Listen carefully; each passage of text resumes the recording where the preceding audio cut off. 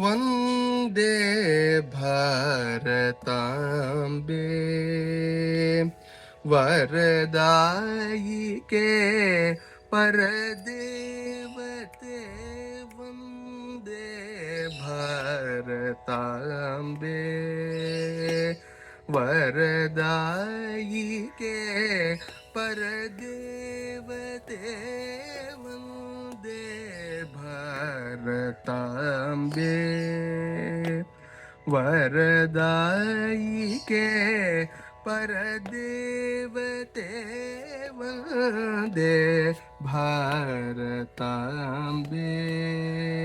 ವರದಾಯಿಕೆ ಪರದೇವತೆ ವಂದೇ ಭಾರತಾಂಬೆ ವರದಾಯಿಕೆ ಪರದೇವತೆ ವಂದೇ ಭಾರತಾಂಬೆ.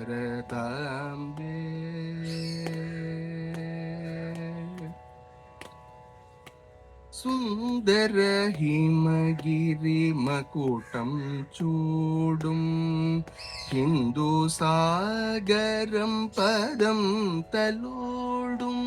ಸುಂದರ ಹಿಮಗಿರಿ ಮಕುಟಂ ಚೂಡುಂ ಹಿಂದೂ ಸಾಗರಂ പദം തലോടും മരന്ത സുരഭികൾ മലർവാട്ടിക നീ മാനവ ഹൃദയ മഹോത്സവദായിനി.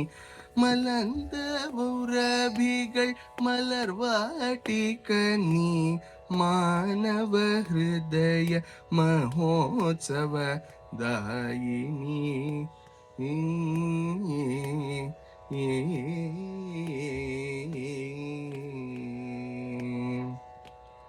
ആര്യ പുരാതന കീർത്തികൾ വിലസിടും അംബേ. ആര്യ പുരാതന കീർത്തികൾ വിലസിടും അംബേ. നിൻ പദരക്ഷയ്ക്കായി അനവധി കോട്ടികൾ തവ സന്തതികൾ അണിയണി ചേർന്നു വരുന്നു ഞങ്ങൾ വന്ദേ വന്ദേ ഭാരതാംബെ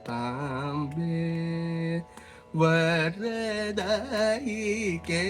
പരദേവതേ വന്ദേ.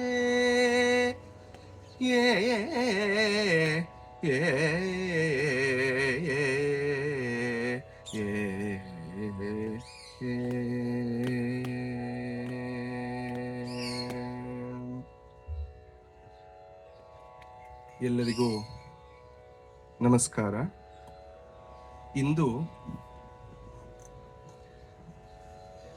ಬಹಳ ಒಂದು ಸುದಿನ. ನಮ್ಮ ಭಾರತ ಜನ್ಮಭೂಮಿ. ಭಾರತ ಅನ್ನೋದೇನೆ ಭಾ ಅಂದ್ರೇನೆ ಒಂದು ಬೆಳಗು, ಸೌಂದರ್ಯ, ಬೆಳಗು. ಅಂತಹ ಭಾರತಾಂಬೆಯಲ್ಲಿ ನಾವು ಇರೋದು ನೋಡಿ ನಮ್ಮ ಪುಣ್ಯ.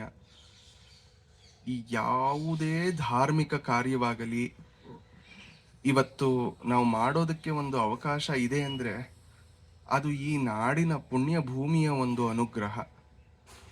ಬೇರೆ ಎಲ್ಲೆಲ್ಲಿ ಯಾವ್ಯಾವ ಥರ ಯುದ್ಧಗಳಾಗಿ ಕಷ್ಟ ಸಂತ್ರಾಸದಲ್ಲಿ ಇರುವಾಗ ನಾವು ಸುಖವಾಗಿ ಮನೆಯಲ್ಲಿ ಕೂತು ಒಂದು ಕಪ್ ಚಹಾ ಕುಡಿತಿದ್ದೀವಿ ಅಂದರೆ ಅದಕ್ಕೆ ನಿಜವಾಗ್ಲೂ ಭಾರತ ಭೂಮಿಯೇ ಕಾರಣ. ಇವತ್ತಲ್ಲ, ನಿನ್ನೆ ಅಲ್ಲ, ಮೊನ್ನೆ ಅಲ್ಲ, ಸಾವಿರಾರು ವರ್ಷಗಳಿಂದ ತನ್ನ ಮಕ್ಕಳನ್ನ ಸಾಕಿ ಸಲಹಿದ್ದಾಳೆ. ಏಕತ್ವದಲ್ಲಿ ಬಹುತ್ವ ಅನ್ನೋದು ತುಂಬಾ ಮುಖ್ಯ ಇಲ್ಲಿ. ಒಬ್ಬೊಬ್ಬರ ವೈಚಾರಿಕತೆ ಎಲ್ಲವೂ ಭಿನ್ನ ಈ ದೇಶದಲ್ಲಿ, ಆದರೆ ಎಲ್ಲರೂ ನಾವು ಒಂದಾಗಿದ್ದೀವಿ. ಭಾರತೀಯರು ನಾವು ಒಂದಾಗಿ ನಡೆಯುತ್ತೀವಿ ಮುಂದೆ. ಅದು ತುಂಬಾ ಮುಖ್ಯವಾದದ್ದು. ಅಂತಹ ಭಾರತ ಭೂಮಿಯನ್ನ ಸ್ಮರಿಸ್ತಾ ಎಲ್ಲರಿಗೂ ಈ ಸ್ವಾತಂತ್ರ್ಯ ದಿನದ ಶುಭವನ್ನ ಕೋರುತ್ತಾ ಇಂದಿನ ಕಾರ್ಯಕ್ರಮವನ್ನ ಶುರು ಮಾಡ್ತೇವೆ.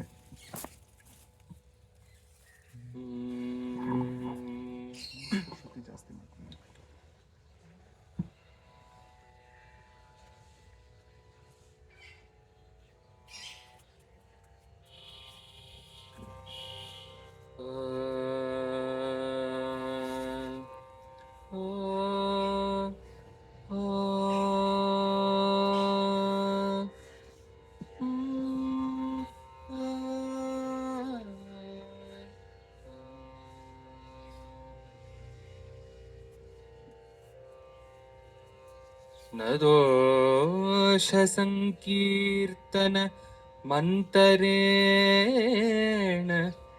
ಜ್ಞಾನಂ ಕಸ್ಯಚಿತ್ ಅಪ್ಯತೀವ ಮನ್ಯೆ ಸ್ವಯಂ ನ ಕಿಂಚಿದ್ರಚಯನ್ತ್ಯಥ ಚ ಪರಸ್ಯ ಕಾವ್ಯಂ ವಿಕಿರಂತಿ ಕೇಚಿತ್ ವಿಕಿರಂತಿ ಕೇಚಿತ್.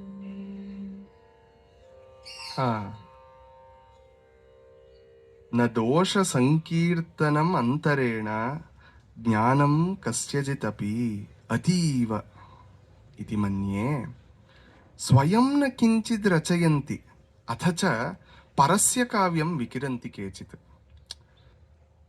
ನೋಡಿಪ್ಪ, ಕಾಲ ಕೆಟ್ಟು ಹೋಯ್ತು ಅಂತ ಹೇಳ್ತಿದ್ದಾನೆ. ಈ ಸೂಕ್ತಿ ಜೊತೆ ಇವತ್ತು ಶುರು ಮಾಡಬೇಕು ಅನ್ನಿಸ್ತು. ಯಾಕೆ ಅನ್ನೋದು ಅವರವರ ವಿವೇಚನೆ. ಇದು ನೀಲಕಂಠ ದೀಕ್ಷಿತ, ಮತ್ತೊಬ್ಬ ಪರಮ ಶಿವಭಕ್ತ, ಶಿವ ಭಕ್ತರಲ್ಲೇ ಅಗ್ರೇಸರ ಅಂತ ಹೇಳ್ಬೋದು. ತನ್ನ ಕಣ್ಣನ್ನೇ ಬಿಟ್ಟು ಶಿವನ ಸ್ತುತಿಯಿಂದ ಆನಂದ ಸಾಗರ ಸ್ತವವನ್ನು ಮಾಡಿ ಪಡೆದಂತಹ ಮಹಾನುಭಾವ. ನ ದೋಷ ಸಂಕೀರ್ತನಂ ಅಂತರೇಣ, ಪರ ದೋಷ ಇದೆಯಲ್ಲ ಅದನ್ನ ಸಂಕೀರ್ತನ ಜೋರಾಗಿ ಕಿರ್ಚಿ ಹೇಳೋದು ಅಂತರೇಣ, ಅದನ್ನ ಬಿಟ್ರೆ ನ ಕಸ್ಯಜಿತ್ತಪಿ ಜ್ಞಾನಂ ಇತಿ ಮನ್ಯೆ. ಅವ್ರಿಗೆ ಬೇರೆ ತರಹ ಜ್ಞಾನ ಅಥವಾ ಏಳಿಗೆ ಅಥವಾ ಅವ್ರಿಗೆ ಶ್ರೇಯಸ್ಸು ಅನ್ನೋದು ಇಲ್ಲ ಈ ಕಾಲದಲ್ಲಿ. ನ ದೋಷ ಸಂಕೀರ್ತನಂ ಅಂತರೇಣ, ಅದೊಂದೇ ಕೆಲಸ. ಸ್ವಯಂನ ಕಿಂಚಿತ್ ರಚಯಂತಿ, ತಾವಾಗೇ ಏನನ್ನೂ ರಚಿಸಲ್ಲ. ಇದು ಕವಿಗಳ ವಿಷಯದಲ್ಲಿ ಹೇಳ್ತಿರೋದು, ಕಾವ್ಯ ವಿಷಯದಲ್ಲಿ. ಸ್ವಯಂನ ಕಿಂಚಿತ್ ರಚಯಂತಿ, ತಾವು ಕವಿ ಅಂತ ಅನ್ನಿಸ್ಕೊಂಡು ತಾವೇನೂ ರಚನೆ ಮಾಡಲ್ಲ. ಅಥಚ ಆದರೆ ಪರಸ್ಯ ಕಾವ್ಯಂ, ಇನ್ನೊಬ್ಬರ ಕಾವ್ಯ ಬರೆದ್ರೆ ವಿಕಿರಂತಿ, ಅಯ್ಯೋ ಇಲ್ಲಿ ತಪ್ಪು, ಅಯ್ಯೋ ಅವನಿಗೆ ಇದೇ ಬರೋಲ್ಲ, ಛಂದಸ್ಸೇ ಇಲ್ಲ ಕಾವ್ಯದಲ್ಲಿ, ಸ್ವಾರಸ್ಯವೇ ಇಲ್ಲ ಕಣ್ರಿ ಅಂತ ಪರಸ್ಯ ಕಾವ್ಯಂ ವಿಕಿರಂತಿ ಕೇಚಿತ್ ಇದಿರುತ್ತೆ. ಮತ್ತೆ ನನ್ನ ಗುರುಗಳೇ ಆದ ಮಾನಸ ಗುರುಗಳು, ಹಾಗೆ ಸಾಕ್ಷಾತ್ ಗುರುಗಳು ಕೂಡ ಆದ ಶತಾವಧಾನಿ ಡಾಕ್ಟರ್ ಆರ್ ಗಣೇಶ್ ಅವರೇ ಹೇಳೋವಂತೆ, ಅಶಕ್ತೋಹಂ ಗೃಹಾರಂಭೆ ಶಕ್ತೋಹಂ ಗೃಹಭಂಜನೆ ಅಂತ. ಇದಕ್ಕೇನು ಅರ್ಥ ಏನು ಸ್ಪಷ್ಟನೆ ಬೇಕಾಗಿಲ್ಲ, ಇದು ಯಾವ ಕಾಂಟೆಕ್ಸ್ಟಲ್ಲಿ ಬೇಕಾದ್ರೂ ತಗೋಬಹುದು. ಇಲ್ಲಿ ನಾನು ಹೇಳ್ತಿರೋದು ಈ ಒಂದು ಪುಸ್ತಕದ ಇದರಲ್ಲಿ ಸಾಕಷ್ಟು ಜನಕ್ಕೆ ಕೆಲ ಪುಸ್ತಕಗಳು ಮಾತ್ರ ತುಂಬ ಉನ್ನತ ಶ್ರೇಣಿಯದು, ಅದನ್ನು ಮಾತ್ರ ನೋಡಬೇಕಾಗಿದೆ, ಬೇರೆದು ಪರವಾಗಿಲ್ಲ ಅನ್ನೋ ಒಂದು ಇದಿರುತ್ತೆ. ಆದರೆ ಎಲ್ಲದರಲ್ಲೂ ಸಿಗೋ ಮುತ್ತುಗಳಿರುತ್ತೆ. ಕೆಲವಲ್ಲಿ ಜಾಸ್ತಿ ಮುತ್ತಿರ್ಬೋದು, ಕೆಲವಲ್ಲಿ ಕಮ್ಮಿ ಮುತ್ತಿರ್ಬೋದು. ಆದ್ದರಿಂದ ಓದೋದು ನಮ್ಮ ಧರ್ಮ. ಇಂತಹ ಒಂದು ಕಥಾ ಸ್ವಾರಸ್ಯ ತುಂಬ ಇದೆ. ಯಾಕೆ ಅಂದರೆ ಗೊತ್ತಿಲ್ಲದಿರೋ ಕಥೆ, ಅಜ್ಞಾತ ಕಥಾ. ಯಾವಾಗಲೂ ಅಷ್ಟೇ, ಒಂದು ಹೊಸ ಕಥೆ ಮಕ್ಕಳೇ ಹೇಳ್ತಾರಲ್ವ, ತಂದೆಗೆ ಅಜ್ಜಿ ಒಂದು ಕಥೆ ಹೇಳು ಅಂದಾಗ ತಿರುಗಿ ನಾನು ನಿನಗೆ ಬಲಿ ವಾಮನ ಅದು ಕೇಳಬಿಟ್ಟಿದ್ದೀನಿ, ನನಗೆ ಇನ್ನೊಂದು ಕಥೆ ಹೇಳು ಅಂತಾರೆ. ಹಾಗೆ ಗೊತ್ತಿಲ್ಲದಿರುವ ಕಥೆ ಅಂದರೆ ತುಂಬ ಆಸೆ. ಮತ್ತು ಕಥೆ ಯಾರಿಗೆ ಬೇಡ ಹೇಳಿ? ಯಾವುದೋ ವೇದಾಂತ ಹೇಳ್ತೀನಿ, ತತ್ವ ಹೇಳ್ತೀನಿ ಅಂದರೆ ಅಯ್ಯೋ ಬೇಡ ಕಣ್ರಿ ಅಂತಾರೆ. ಕಥೆಯನ್ನ ಬೇಡ ಅನ್ನುವವರು ಉಂಟೆ ಅನ್ನುವ ಒಂದು ಸಂಸ್ಕೃತದ ಮಾತೇ ಇದೆ. ಕಥೆ ಅನ್ನೋದು ಎಲ್ಲರಿಗೂ, ಎಲ್ಲ ವಯಸ್ಸಿನವ್ರಿಗೂ ಆಪ್ಯಾಯಮಾನ. ಅಂತಹ ಪರಮ ಶೈವ ಕಾವ್ಯ ಶಿವಕಥೆ ಪ್ರಾರಂಭ ಮಾಡಿದ್ದೀವಿ ಹೋದ ಒಂದು ಪಾಠದಲ್ಲಿ. ಈಗ ಪಾಠ ಶುರು ಮಾಡಿ ಅಲ್ಲಿ ಸಮುದ್ರದ ಒಂದು ವರ್ಣನೆ ಆಗಿದೆ, ತುಂಗಭದ್ರೆಯ ವರ್ಣನೆಯನ್ನ ಮಾಡ್ತಾ ಇದ್ದೀವಿ. ಆ ತಾಣ ಹೇಗಿತ್ತೆ ಅಂದರೆ ಶಿವನಿಗೆ ಆಹಾ ಅಂತ ಮೈ ಜುಮ್ಮಿಕ್ಕುವಂತಹ ಒಂದು ತಾಣ ಆಗಿದೆ ಆ ತುಂಗಭದ್ರಾ ತೀರ. ಮುಂದೆ ನೋಡೋಣ.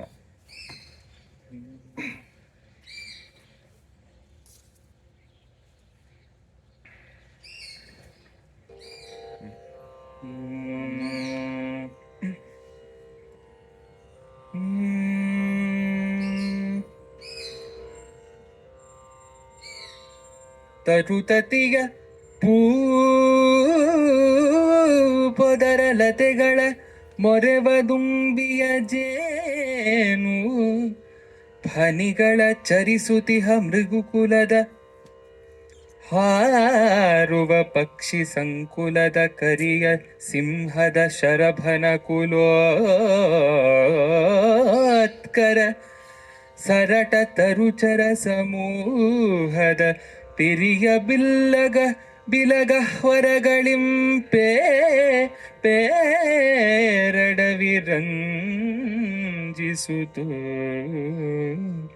ರಂಜಿಸಿತು. ಆಹಾ. ಇದಲ್ಲವೇ ಸಂಗೀತ. ಸಂಗೀತ ವ್ಯಾಖ್ಯಾನಕ್ಕೆ ಇಂತಹ ಸಂಗೀತ ತುಂಬ ಆಪ್ಯಾಯಮಾನ. ಈಗ ತುಂಗಭದ್ರೆಯ ಗಿರಿಗಹ್ವರಗಳು ಅದರ ಬಗ್ಗೆ ಇಲ್ಲಿ ನೋಡ್ತಾ ಇದ್ವಿ. ಇಂದು ಸಾಮಾನ್ಯವಾಗಿ ಹೋದ ಸತಿ ನೀವು ನೋಡಿದ್ವಿ, ಮನೆಯಲ್ಲಿ ಇದ್ವಿ. ಇಂದು ಈ ಜಾಗದಲ್ಲಿ ಇದ್ದೀವಿ. ಯಾಕೆ ಅಂದರೆ ಇಲ್ಲಿ ಬರುವಂತಹ ವರ್ಣನೆಯೂ ಅದೇ. ನಾವು ಇವಾಗ ತುಂಗಭದ್ರೆಗೆ ಹೋಗೋಣ ಅಂದ್ಕೊಂಡ್ವಿ, ಸಾಧ್ಯವಾಗಲಿಲ್ಲ. ಆದ್ದರಿಂದ ಇದು ಮರಿ ತುಂಗಭದ್ರಾ ತೀರದಂತೆ ಇದೆ. ನಮ್ಮ ಚಂದ್ರಕಾಂತ್ ಅವರ ಮನೆಯ ಮೇಲಿನ ಒಂದು ತಾಣ ತುಂಬ ನನಗೆ ಆಪ್ಯಾಯಮಾನ ಅನಿಸ್ತು, ಹಿಡಿಸ್ತು. ಅದಕ್ಕೆ ಅವ್ರಿಗೆ ಸರ್ ಇಲ್ಲಿ ಮಾಡೋಣ ಇವತ್ತಿನದ್ದು ಅಂತ ಹೇಳಿದೆ. ಅದು ಇವತ್ತು ಪ್ರಾತಃ ಸೂರ್ಯೋದಯ, ಇವಾಗ 6:30 ಸಮಯ, ಬೆಳಗ್ಗೆ ನಾವು ರೆಕಾರ್ಡ್ ಮಾಡ್ತಿರೋದು. ಎಷ್ಟು ಸುಖ ಇದೆ ಈ ಸಮಯದಲ್ಲಿ ಇಲ್ಲಿ ಕೂತು ಮಾಡೋದಕ್ಕೆ. ಇದೇ ಒಂದು ಅನುಭವ. ಇಲ್ಲಿ ಹೇಳ್ತಿದ್ದಾರೆ ತುಂಗಭದ್ರೆ ಹೆಂಗಿದೆ. ತುಂಗಭದ್ರೆಯ ತೀರ ಅಂದರೆ ತರು ತತಿಯ ಪೂಪೊದರ ಲತೆಗಳು. ತರು ತತಿ ಎಲ್ಲ ಮರಗಳ ಹಿಂಡು ರಾಶಿ ಮರಗಳಿವೆ. ಪೊದರು ಮತ್ತೆ ಬುಷಸ್ ಅಂತ ಹೇಳ್ತೀವಲ್ಲ, ಚಿಕ್ಕ ಶ್ರಬ್ಸ್, ಅದರಲ್ಲಿ ಎಲ್ಲ ತರಹದ ಹೂವು ಇಲ್ಲೆಲ್ಲ ನೋಡ್ಬೋದು ನೀವು ಹಿಂದೆ. ಅಂತಹ ಹೂಗಳು ಬಿಟ್ಟಿದೆಯಂತೆ. ಮತ್ತೆ ಇನ್ನೊಂದು ಏನು ಅಂದ್ರೆ, ಒಂದು ದೊಡ್ಡ ಮಹಾರಣ್ಯ ಅಂದ್ರೆ ಎಲ್ಲ ತರಹದ ಮರಗಿಡಗಳು ಇರ್ಬೇಕು. ಬರೀ ದೊಡ್ಡ ಮರಗಳೇ ಅಲ್ಲ, ಬರೀ ಚಿಕ್ಕ ಶ್ರಬ್ಸ್ ಅಷ್ಟೇ ಅಲ್ಲ, ಅಥವಾ ಚಿಕ್ಕ ಗಿಡಗಳಲ್ಲ, ಬರೀ ಲತೆಗಳಲ್ಲ, ಎಲ್ಲವೂ ಇರಬೇಕು. ಅದನ್ನೇ ಇಕೋಸಿಸ್ಟಮ್ ಅಂತೀವಿ ನಾವು. ಅದರ ಜೊತೆ ಲತೆಗಳ ಅಂತಾರೆ, ಲತೆಗಳು ಕೂಡ. ಆ ಮರಗಳಿದ್ದಾಗ ಯಾವಾಗ್ಲೂ ಮಾವಿನ ಬಳ್ಳಿ ಇದ್ರೆ ಅದಕ್ಕೊಂದು ಸುತ್ತುವಂತಹ ಲತೆ ಇದ್ದೇ ಇರಬೇಕು, ಆಗ್ಲೇ ಚಂದ. ಬರೀ ಮರ ಇದ್ರೆ ಅದಕ್ಕೆ ವಿರಹ, ಏಕಾಂಗಿ ಆಗ್ಬಿಡುತ್ತದು. ಮೊರೆವ ದುಂಬಿಗಳ ಜೇನು. ಇಷ್ಟು ಲತೆ ಹೂವುಗಳಿದ್ದಾಗ ದುಂಬಿ ಇಲ್ಲದೆ ಇರುತ್ತೆ. ಗುಯ್ ಅಂತ ಝೇಂಕರಿಸ್ತಿರುವಂತಹ ಆ ದುಂಬಿ, ಅದು ಮಾಡುವಂತಹ ಜೇನು, ಆ ಪರಿಮಳ, ಘಮ್ಮು ಎಲ್ಲ ಕಡೆ. ಒಂದು ಮಲ್ಲಿಗೆ ಗಿಡ ಇದ್ರೆ ಸಾಕು, ಪೂರ್ತಿ ಒಂದು ವನವೇ ಸುಗಂಧಿತವಾಗುತ್ತೆ. ಪುಷ್ಪಿತೇನ ಸುಗಂಧಿನ ಏಕೇನಾಪಿ ವೃಕ್ಷೇಣ ಪುಷ್ಪಿತೇನ ಸುಗಂಧಿನ ವಾಸಿತಂ ತದ್ವನಂ ಸರ್ವಂ ಸುಪುತ್ರೇಣ ಕುಲಂ ಯಥಾ ಅಂತ ಒಂದು ಸುಭಾಷಿತ. ಒಬ್ಬ ಒಳ್ಳೆ ಮಗ ಇದ್ರೆ ಸಾಕು, ಕುಲವೇ ಏಳಿಗೆ ಪಡೆದು ಬಿಡುತ್ತೆ. ಹಾಗೆ ಒಂದು ಹೂವಿನ, ಚೆನ್ನಾಗಿ ಘಮ್ ಅನ್ನುವ ಹೂವಿನ ಗಿಡ ಇದ್ರೆ ಸಾಕು, ಪೂರ್ತಿ ವನವೇ ಘಮ್ ಅನ್ನತ್ತೆ ಅಂತ. ಅಷ್ಟೇನಾ?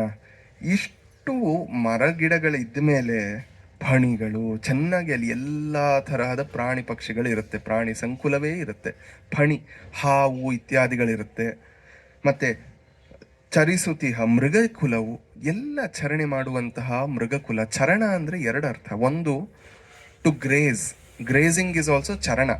ಸೊ ಚರಿಸುತ್ತಿವ ಮೃಗಗಳು, ಅಲ್ಲಲ್ಲಿ ಎಲ್ಲ ಇರುವಂತಹ ಈ ಲತೆ ಬಳ್ಳಿ ಗಿಡಗಳನ್ನ ಹಂಗೆ ಮೇಯುತ್ತಿರುವಂತಹ ಪ್ರಾಣಿಗಳು. ಚರಿಸೋದು ಅಂದ್ರೆ ನಡೆಯೋದು ಅಂತಲೂ ಆಗುತ್ತೆ, ಚರಣಂ. ಸೊ ಅಲ್ಲಲ್ಲಿ ಓಡಾಡಿ ವಿಹಾರ ಮಾಡುತ್ತಿರುವಂತಹ ಪ್ರಾಣಿಗಳು ಅಂತ ಕೂಡ ತಗೋಬಹುದು. ಅಷ್ಟೇ ಅಲ್ಲ, ನೀವು ಬರೀ ಕೆಳಗೆ ನೋಡಬೇಡಿಪ್ಪ, ಆಕಾಶ ನೋಡಿ ಅಂತ. ಅದಕ್ಕೆ ಈ ಜಾಗ ಹಾರುವ ಪಕ್ಷಿ ಸಂಕುಲ. ನಿಮಗೂ ಕೇಳಿಸಿರ್ಬೇಕು, ಎಲ್ಲ ತರಹದ ಪಕ್ಷಿಗಳು ಇಲ್ಲೂ ಇವೆ, ಹಾರಾಡುತ್ತಿವೆ. ಮೈನಾ, ಕಾಗೆ, ಪಾರಿವಾಳ, ಕೋಗಿಲೆ ಎಲ್ಲವೂ ಹಾರಾಡ್ತಿದೆ.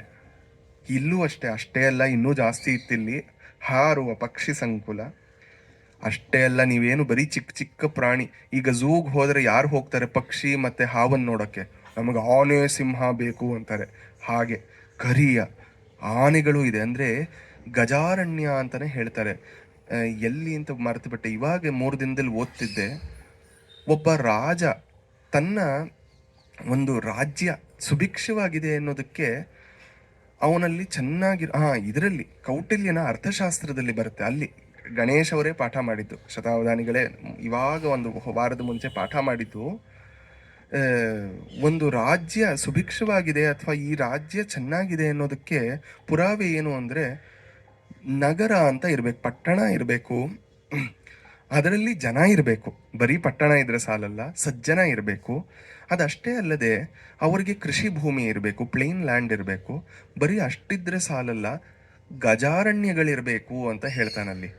ಯಾಕೆಂದರೆ ಒಂದು ಆನೆ ಇದೆ ಅಂದರೆ it is the sign of a healthy ecosystem. ಎಷ್ಟು ಬೇಕು ಅದಕ್ಕೆ ತಿನ್ನೋದಕ್ಕೆ ನೀರು ಎಲ್ಲ. ಚಿಕ್ಕ ಪ್ರಾಣಿಗಳು ಎಲ್ಲೆಲ್ಲೋ ಬದುಕೊಂಡು ಬಿಡುತ್ತವೆ, ಆದರೆ ಗಜಾರಣ್ಯವಿದೆ ಅಂದರೆ ಅದು ಎಷ್ಟು ದೊಡ್ಡ ದೊಡ್ಡ ಆನೆಗಳ ಗುಂಪು ಹೋಗುತ್ತೆ. ಅದು ಒಂದು ಹೆಲ್ತಿ ಇಕೋಸಿಸ್ಟಮ್, ಇಲ್ಲಿ ಬಾಳಬಲ್ಲದು ಅಂತ ಗೊತ್ತಾಗುತ್ತೆ ಅಂತ. ಇಲ್ಲೂ ಅಷ್ಟೇ, ಈ ತುಂಗಭದ್ರಾ ಜಾಗದಲ್ಲಿ ಕರಿ ಕರಿ ಇದ್ಮೇಲೆ ಅದನ್ನು ಬೇಟೆಯಾಡುವ ಸಿಂಹ ಇದ್ದೇ ಇರುತ್ತೆ. ಸಿಂಹ ಇದ್ಮೇಲೆ ಅದನ್ನು ಬೇಟೆಯಾಡುವ ಶರಭ. ಈಗ ಶರಭನ ಕಥೆಯನ್ನೇ ನೋಡ್ತಿದ್ದೀವಿ, ಶರಭ.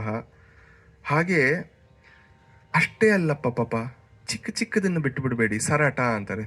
ಅಂದರೆ ಈತನಿಗೆ ಸಾಕಷ್ಟು ಸಂಸ್ಕೃತ ಪರಿಚಯ ಇತ್ತು ಅಂತ ಕೂಡ ಗೊತ್ತಾಗುತ್ತೆ. ಸರಟ ಅನ್ನೋದು ಸರಟ ಕೃಕಲಾಶ್ಚ ಮುಸಲಿ ಗೃಹಗೋಧಿಕ ಅಂತ ಅರಣ್ಯ ವನೌಷಧಿ ಅಲ್ಲ, ಮೃಗಾದಿ ಸಿಂಹಾದಿ ವರ್ಗದಲ್ಲಿ ಬರುತ್ತೆ. ಸಿಂಹಾದಿ ವರ್ಗದಲ್ಲಿ ಅಮರಕೋಶದಲ್ಲಿ ಬರುತ್ತೆ. ಸರಟ ಕೃಕಲಾಶ್ಚ ಮುಸಲಿ ಗೃಹಗೋಧಿಕ ಅಂತ. ಸರಟ ಅಂದರೆ ಓತಿಖ್ಯಾತ, ಓತಿ.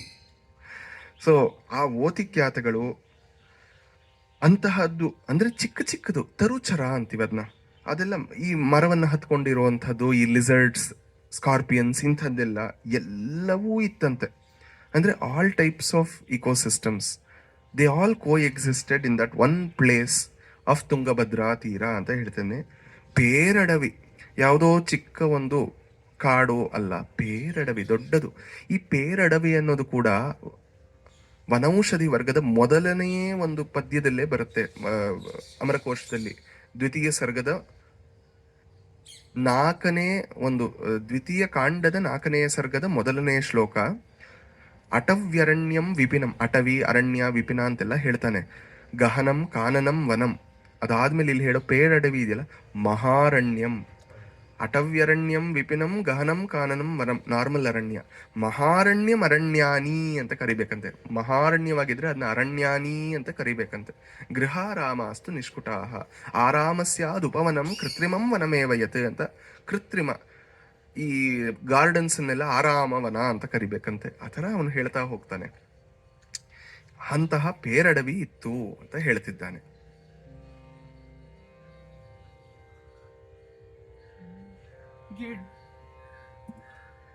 ಗಿಡುವಿನಲಿ ತರುವಿನಲಿ ಜಲಗಳ ನಡುವೆ ಕವಿ ಗಹ್ವರದ ಶೈಲದ ಎಡೆಯ ಸರಸಿ ತಟಾಕ ನದಿಗಳ ತಡಿಯಲಲ್ಲಿ ಉಡುವ ಕೃಷ್ಣಾಜಿನದ ಭಸಿತವನಿಡುವ ಪದ್ಮಾಸನವನಿಕ್ಕುವ ಕೊಡುವರರ್ಘ್ಯವ ಸಮಿತವಹ ಕುಲಗಳು ಒಪ್ಪಿದವು. ಮುನಿಕುಲಗಳು ಒಪ್ಪಿದವು. ಯಾವ ರಾಗ? ಆಭೋಗಿ. ಯಾಕೆ ಆಭೋಗಿ ಹೇಳ್ತೀನಿ. ಗಿಡುವಿನಲ್ಲಿ ತರುವಿನಲ್ಲಿ ಜಲಗಳ ನಡುವೆ. ಕಾಡು ಅಂದ ತಕ್ಷಣ ನಾವು ಹೇಳ್ತೀವಲ್ಲ, ಒಂದು ಸ್ವಲ್ಪ ವೈರಾಗ್ಯ ತೋರಿಸನೆ, ಏನೋ ಕಾಡಿಗೆ ಹೋಗ್ಬಿಡ್ತೀಯಾ ಏನೋ ಸನ್ಯಾಸಿ ಆಗಿ ಅಂತ. ಸನ್ಯಾಸಿ ಅಂದ್ರೇನೆ ನಾವು ವಾನಪ್ರಸ್ಥ ಅಂತಾನೆ ಇದೆಯಲ್ಲ, ಬ್ರಹ್ಮಚರ್ಯ ಗೃಹಸ್ಥ ವಾನಪ್ರಸ್ಥ, ಕಾಡಿಗೆ ಹೋಗೋದು ಅಂತ. ಅಂದರೆ ಸಾಕು ಈ ಸುಖ ಸಂಪತ್ತು, ನೆಮ್ಮದಿಯನ್ನು ತಾಳಬೇಕು ನಾನು. ಸುಖವೂ ಸಾಕು, ಈ ತಲೆನೋವು ಕಷ್ಟಗಳೂ ಸಾಕು. ನೆಮ್ಮದಿಯಾಗಿ ಏನೋ ಒಂದು ಬೇರು ಗೆಡ್ಡೆ ತಿಂದುಕೊಂಡು ಧ್ಯಾನ ಮಾಡಿಕೊಂಡು ಶಿವನ ಮೇಲೋ ವಿಷ್ಣುವಿನ ಮೇಲೋ ತಪಸ್ಸನ್ನು ಮಾಡಿಕೊಂಡು ಕಾಲವನ್ನು ಕಳೀತೀನಿ. ಅಲ್ಲಲ್ಲಿ ಯಜ್ಞಗಳನ್ನು ಮಾಡಿಕೊಂಡು ಬೇಕಾದರೆ 1-4 ಶಿಷ್ಯರಿಗೆ ಪಾಠ ಹೇಳಿಕೊಂಡು ಇರ್ತೇನೆ ಅಂತ ಸಾಕಷ್ಟು ಜನ ಇರ್ತಾರೆ. ಅವರು ಈ ದೊಡ್ಡ ದೊಡ್ಡ ಅರಣ್ಯಗಳಲ್ಲಿ ಕಾಣಬೇಕಲ್ವಾ, ಅವಾಗ ಅದು ಪವಿತ್ರ ಅರಣ್ಯ, ಇಲ್ಲದ್ರೆ ಬರೀ ದೊಡ್ಡ ಅರಣ್ಯ ಅಷ್ಟೇ. ಇದಕ್ಕೆ ಪವಿತ್ರತೆ ಇದೆಯಾ ಅಂದ್ರೆ ಅದು ಹೇಳ್ತಿದ್ದಾರೆ. ಅಲ್ಲಲ್ಲಿ ಕಾಣಿಸ್ತಾರಂತೆ ಇಂಥವ್ರು ಈ ಗಿಡಗಳ ನಡುವೆ, ತರುಗಳು, ಈ ಕಾಡುಗಳ ಮಧ್ಯೆ, ಜಲಗಳ ನಡುವೆ, ಈ ನೀರುಗಳಲ್ಲಿ ಕೂತು ತಪಸ್ ಮಾಡ್ತಿದಾರಂತೆ, ಅಲ್ಲಲ್ಲಿ ಸ್ನಾನ ಮಾಡ್ತಿರ್ತಾರೆ, ಅರ್ಘ್ಯ ಕೊಡ್ತಿರ್ತಾರೆ. ಎಷ್ಟು ಜನ, ಒಬ್ಬರಲ್ಲ ಇಬ್ಬರಲ್ಲ. ಅದಷ್ಟೇ ಅಲ್ಲ, ಗಹ್ವರದಲ್ಲಿ ಅಲ್ಲೆಲ್ಲ ಕಾಡು ಅಂದಮೇಲೆ ದೊಡ್ಡ ದೊಡ್ಡ ಗುಹೆಗಳಿರುತ್ತೆ. ಆ ಗುಹೆಗಳಲ್ಲೆಲ್ಲ ಕೂತ್ಕೊಂಡು ಓಂಕಾರದ ಒಂದು ಉಪಾಸನೆಯನ್ನ ಮಾಡ್ತಿರ್ತಾರೆ. ಶೈಲದ ಎಡೆಗೆ ಒಂದು ಬೆಟ್ಟದ ತಪ್ಪಲಿನಲ್ಲಿ, ಬೆಟ್ಟದ ಮೇಲೆ ಎಲ್ಲ ಕಡೆ ಯಾರಿರ್ತಾರೆ? ಸರಸಿ ತಟಾಕ ನದಿಗಳ ತೀರದಲ್ಲಿ. ಈ ನದಿಗಳು, ಈ ತುಂಗಭದ್ರಾ ನದಿ ಅದರದ್ದೇ ಆದ ಒಂದು ಚಿಕ್ಕ ಒಂದು ಸರೋವರದ ಥರ, ಇದೆಲ್ಲದರ ತೀರದಲ್ಲಿ, ಅದರ ತೀರದಲ್ಲಿ ಅಲ್ಲಲ್ಲಿ ಅಲ್ಲಲ್ಲಿ ಅಲ್ಲಲ್ಲಿ ಉಳುವ ಕೃಷ್ಣಾಜಿನದ ಕೃಷ್ಣ ಮೃಗದ ಒಂದು ಅಜಿನವನ್ನೇ, ಚರ್ಮವನ್ನೇ ಹುಟ್ಟಿರುವಂತಹ, ಅಂದ್ರೆ ವೈರಾಗ್ಯದ ಸಂಕೇತ, ಸನ್ಯಾಸದ ಸಂಕೇತ ಅಂತಹ ಭಸಿತವನಿಡುವ, ಭಸಿತೋದ್ಧೂಳಿತ ಮುಖಂ ಅಂತಾನೆ ಹೇಳ್ತೀವಿ. ಆ ಒಂದು ಇದನ್ನ ಇಡುವಂಥದ್ದು, ವಿಭೂತಿಯನ್ನ ಇಟ್ಟಂತಹ, ಪದ್ಮಾಸನವನ್ನಿಕ್ಕುವ, ಚೆನ್ನಾಗಿ ಪದ್ಮಾಸನವನ್ನ ಇಟ್ಟು ಕೂತಿದ್ದಾರೆ. ಕೊಡುವರ ಅರ್ಘ್ಯವನ ಹೇಳ್ದಂಗೆ ನೀರಿನಲ್ಲಿ ಸೂರ್ಯನಿಗೆ ಅರ್ಘ್ಯವನ್ನ ಕೊಡ್ತಿದ್ದಾರೆ. ಇದೇ ಸರಿಯಾದ ಸಮಯ, ಸೂರ್ಯ ಭಗವಂತ ಅಲ್ಲಿ ಇದ್ದಾನೆ. ಸ್ಕಾಂದ ಪುರಾಣದಲ್ಲಿ ಬರುತ್ತೆ, ಸ್ತವರಾಜ ಅಂತ ಒಂದು ಭಾಗ, ಸ್ತವಗಳಿಗೆಲ್ಲ ಉತ್ತಮ ಅಂತ. ಅದರಲ್ಲಿ ಅದು ಯಾರ ಮೇಲೆ ಅಂದ್ರೆ, ಸ್ಕಾಂದ ಅಂದ್ರೆ ಸುಬ್ರಹ್ಮಣ್ಯನ ಮೇಲೆ ಇರ್ಬೇಕಿಲ್ಲ, ಸೂರ್ಯನ ಮೇಲಿದೆ. ಸ್ತವರಾಜ ಅಂತ ಒಂದಿಷ್ಟು ಹೆಸರುಗಳಿಂದ ಸೂರ್ಯನ ಸ್ತುತಿ.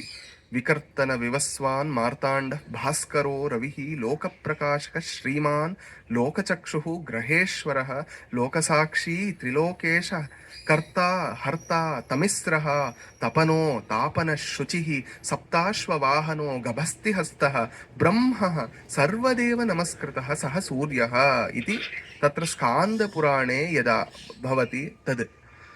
ಹಾಗೆ ಸೂರ್ಯನಿಗೆ ಅರ್ಘ್ಯ ಕೊಡ್ತಿದ್ದಾರೆ. ಸಮಿತಾದಾನ ಮಾಡ್ತಿದ್ದಾರೆ. ಅಲ್ಲಲ್ಲಿ ಬ್ರಹ್ಮಚಾರಿಗಳು ಅವರ ದಿನದ ಅಗ್ನಿಹೋತ್ರವನ್ನ ಮಾಡ್ತಿದ್ದಾರೆ. ಇಂತಹ ಮುನಿ ಕುಲಗಳು ಒಪ್ಪಿದವು. ಚೆನ್ನಾಗಿ ಮುನಿ ಕುಲಗಳೇ ಇದ್ವು, ಒಬ್ಬ ಇಬ್ಬರು ಅಲ್ಲ, ಮುನಿ ಕುಲಗಳೇ ಅಲ್ಲಿ ಒಪ್ಪುತ್ತಿದ್ರು ಅಂತ ಹೇಳ್ತಾರೆ. ಈಗ ಪ್ರಶ್ನೆಗೆ ವಾಪಸ್ ಬರೋಣ. ಯಾಕೆ ಅಭೋಗಿ? ಯಹ ಭೋಗಿ ನಾಸ್ತಿ ಸಹ ಅಭೋಗಿ. ಇವರೆಲ್ಲ ಯೋಗಿಗಳು, ಭೋಗಿಗಳಲ್ಲ, ಅಭೋಗಿ. ಯಾರಿಗೆ ಭೋಗವು ಬಿಟ್ಟಿದೆಯೋ ಅದು ಅಭೋಗ. ಇಲ್ಲಿ ಮುನಿಗಳು ಅಭೋಗಿಗಳ ಬಗ್ಗೆ ಮಾತಾಡ್ತಿರೋದ್ರಿಂದ ಅಭೋಗಿಯಲ್ಲಿ ಅದನ್ನ ಹಾಡಿದ್ದಾನೆ. ನಾನು ಹೇಳಿರ್ಲಿಲ್ಲ ಅವನಿಗೆ. ಇದು ಸೂಕ್ತಿ ಅನ್ನೋದು ಆ ಕ್ಷಣಕ್ಕೆ ಕರೆಕ್ಟಾಗಿ ಔಚಿತ್ಯ, ರಾಗ ಔಚಿತ್ಯ. ಮುಂದೆ ಇದನ್ನೇ ಭೋಗಿಗಳಿಗೂ ಅನ್ವಯಿಸಬಹುದು. ಅಭೋಗಿಯನ್ನು ತೆಗೆದು ಮಾಡ್ಬಿಟ್ರೆ ಆ ಭೋಗಿ, ಆ ಸಮಂತಾದ್ ಭೋಗಿ. ನಾವು ಯಾವಾಗ್ಲೂ ಭೋಗಿಗಳೇ, ಆದ್ರಿಂದ ಆ ಭೋಗಿ ಅಂತಾನೂ ಆಗುತ್ತೆ. ಇಲ್ಲಿ ಅಭೋಗಿ. ತುಂಗಭದ್ರಾ ತೀರದಲ್ಲಿ ಉತ್ತುಂಗನೆಂಬ ಮುನೀಶ್ವರನು ಸತಿ ತುಂಗೆಯಲಿ ಮತ್ಸರಿಸಿ ಸಂತಾಪಿಸುವ ವಿರಹದಲ್ಲಿ ಸಂಗವನು ಮಾಡಿದರೆ, ಅಲ್ಲಿ ಮತ್ತಂಗನೆಂಬ ಧನುಜ ನೊಗೆದವು ಅಂಗಜಾರಿಯ ಭಜಿಸಿದನು ತದ್ಗಿರಿಯ ಶಿಖರದಲ್ಲಿ. ಆಹಾ. ಈಗ ಆ ತುಂಗಭದ್ರಾ ತೀರದಲ್ಲಿ ಈಗಾಗಲೇ ಹೇಳ್ದಂಗೆ ಸಾಕಷ್ಟು ಮುನಿಗಳಿದ್ರು. ಅದರಲ್ಲಿ ಒಬ್ಬ ಇದ್ದವನು ಉತ್ತುಂಗ ಅಂತ. ಉತ್ತುಂಗ, ತುಂಗ ಅಂದ್ರೇನೆ ಟಾಪ್ ಅಂತ, ಶಿಖರ ಅಂತ. ಅದು ತುಂಗ, ಎತ್ತಿದಂತಹ ತುಂಗ ಅಂದ್ರೆ the top most, four most ಅಂತ. ಅವನ ಹೆಸರಲ್ಲೇ ಉತ್ತುಂಗ, ಅವನ ಹೆಸರು ಉತ್ತುಂಗ. ಉತ್ತುಂಗ ಕಮನೀಯ ವೃಷತುರಂಗಂ ಚಿಂತೆಯ ಮಾಕಂದ ಮೂಲಕಂದಂ ಚೇತ ಶ್ರೀ ಸೋಮಾಸ್ಕಂದಂ. ಉತ್ತುಂಗ ಕಮನೀಯ ವೃಷತುರಂಗಂ ಅಂದ್ರೆ ಆ ಆ ಎತ್ತು ಉತ್ತುಂಗ, ಎತ್ತಿದೆಯಂತೆ ಎತ್ತು. ಎತ್ತು, ಅದು ಎತ್ತು, ಉತ್ತುಂಗ. ಆ ಮುನಿಯ ಹೆಸರು ಉತ್ತುಂಗ. ಒಬ್ಬ ಉತ್ತುಂಗನೆಂಬ ಮುನೀಶ್ವರನು, ಅವನ ಸತಿ ತುಂಗೆ. ಅಂದರೆ ಇಲ್ಲಿ ಮುನಿಗಳಿಗೆ ಸಾಮಾನ್ಯವಾಗಿ ಈ ನದಿಗಳೇ ಸತಿಯಾಗೂ ಇರ್ತಾರೆ. ಇಲ್ಲಿ ತುಂಗಭದ್ರೆಯ ಒಂದು ಈ ತೀರದಲ್ಲಿ ಇದ್ದಾನೆ. ಸಾಕಷ್ಟು ಪುರಾಣ ಕಥೆಗಳಲ್ಲಿ ನಾವು ನೋಡ್ತೀವಿ, ಆ ಅವರ ವೀರ್ಯವು ಸ್ಖಲನವಾಗಿ ಆ ನದಿಯಲ್ಲಿ ಬಿದ್ದಾಗ ಅದರಿಂದಲೇ ಪುತ್ರೋತ್ಪತ್ತಿ ಆಗುವಂಥದ್ದೆಲ್ಲ ನಾವು ಸಾಕಷ್ಟು ನೋಡಿದ್ದೀವಿ. ಇದಕ್ಕೆ ಉದಾಹರಣೆ ಅಂದರೆ ಶಿವನೇ.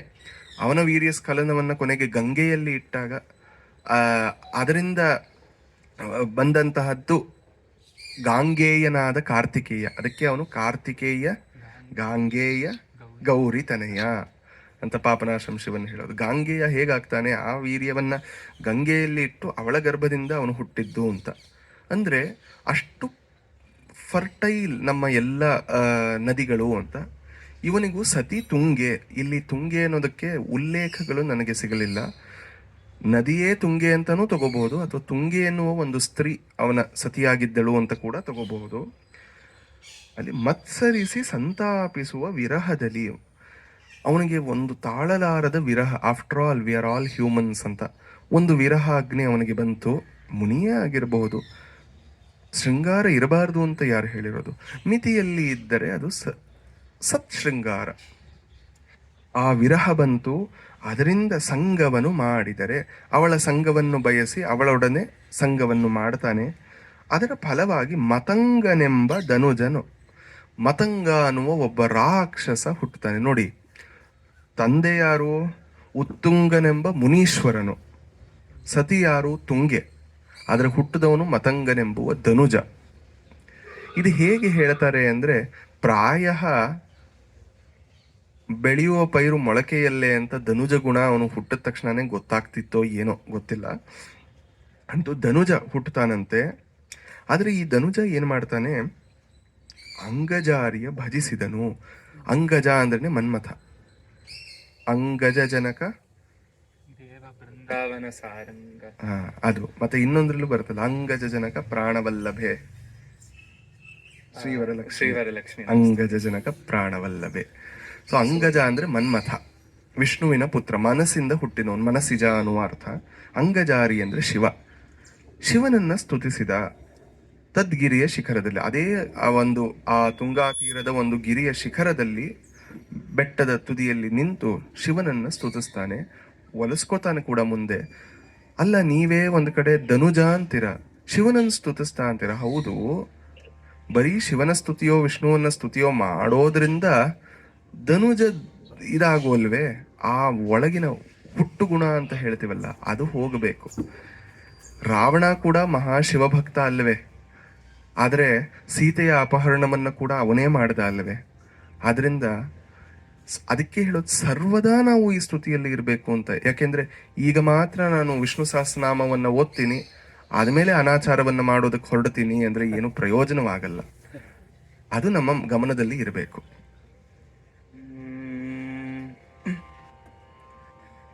ಘೋರ ತಪವನು ಮಾಡುತ್ತಿರೆ, ಮಾರಾರಿ ಧರೆಗಿಳಿ ತಂದು ಧನುಜನ ಸಾರಿ ನಿಜ ರೂಪಿನಲ್ಲಿ ಬೇಡೆನಲಸುರ ಕಣ್ತೆರೆದು ಧಾರುಣಿಗೆ ಸೈಗೆಡೆದು ಭರ್ಗಪುರಾರಿ ಜಯ ಜಯ ತ್ರಾಹಿ ಕರುಣಿಸುವಾರಿ ಜಾಸನ ಪದವನೆಂದೆನ ಕುಲಭವ ಪದವನೆಂದೆನಲಭವ ನಸು ನಗುತ್ತ. ಇನ್ನೊಂದ್ಸತಿ ಹಾಡು, ತುಂಬಾ ಚೆನ್ನಾಗಿ. ಘೋರ ತಪವನು ಮಾಡುತ್ತಿರೆ, ಮಾರಾರಿ ಧರೆಗೆ ಇಳಿತಂದು ಧನುಜನ ಸಾರಿ ನಿಜ ರೂಪಿನಲ್ಲಿ ಬೇಡೆನಲಸುರ ಕಣ್ತೆರೆದು ಧಾರುಣಿಗೆ ಸೈಗೆಡೆದು ಭರ್ಗಪುರಾರಿ ಜಯ ಜಯ ತ್ರಾಹಿ ಕರುಣಿಸುವಾರಿ ಜಾಸನ ಪದವನೆಂದು ಎಂದೆನ ಲದ್ಭವನ ಸುನಗೂತ. ಅಭವನು ನಸುನಗುತ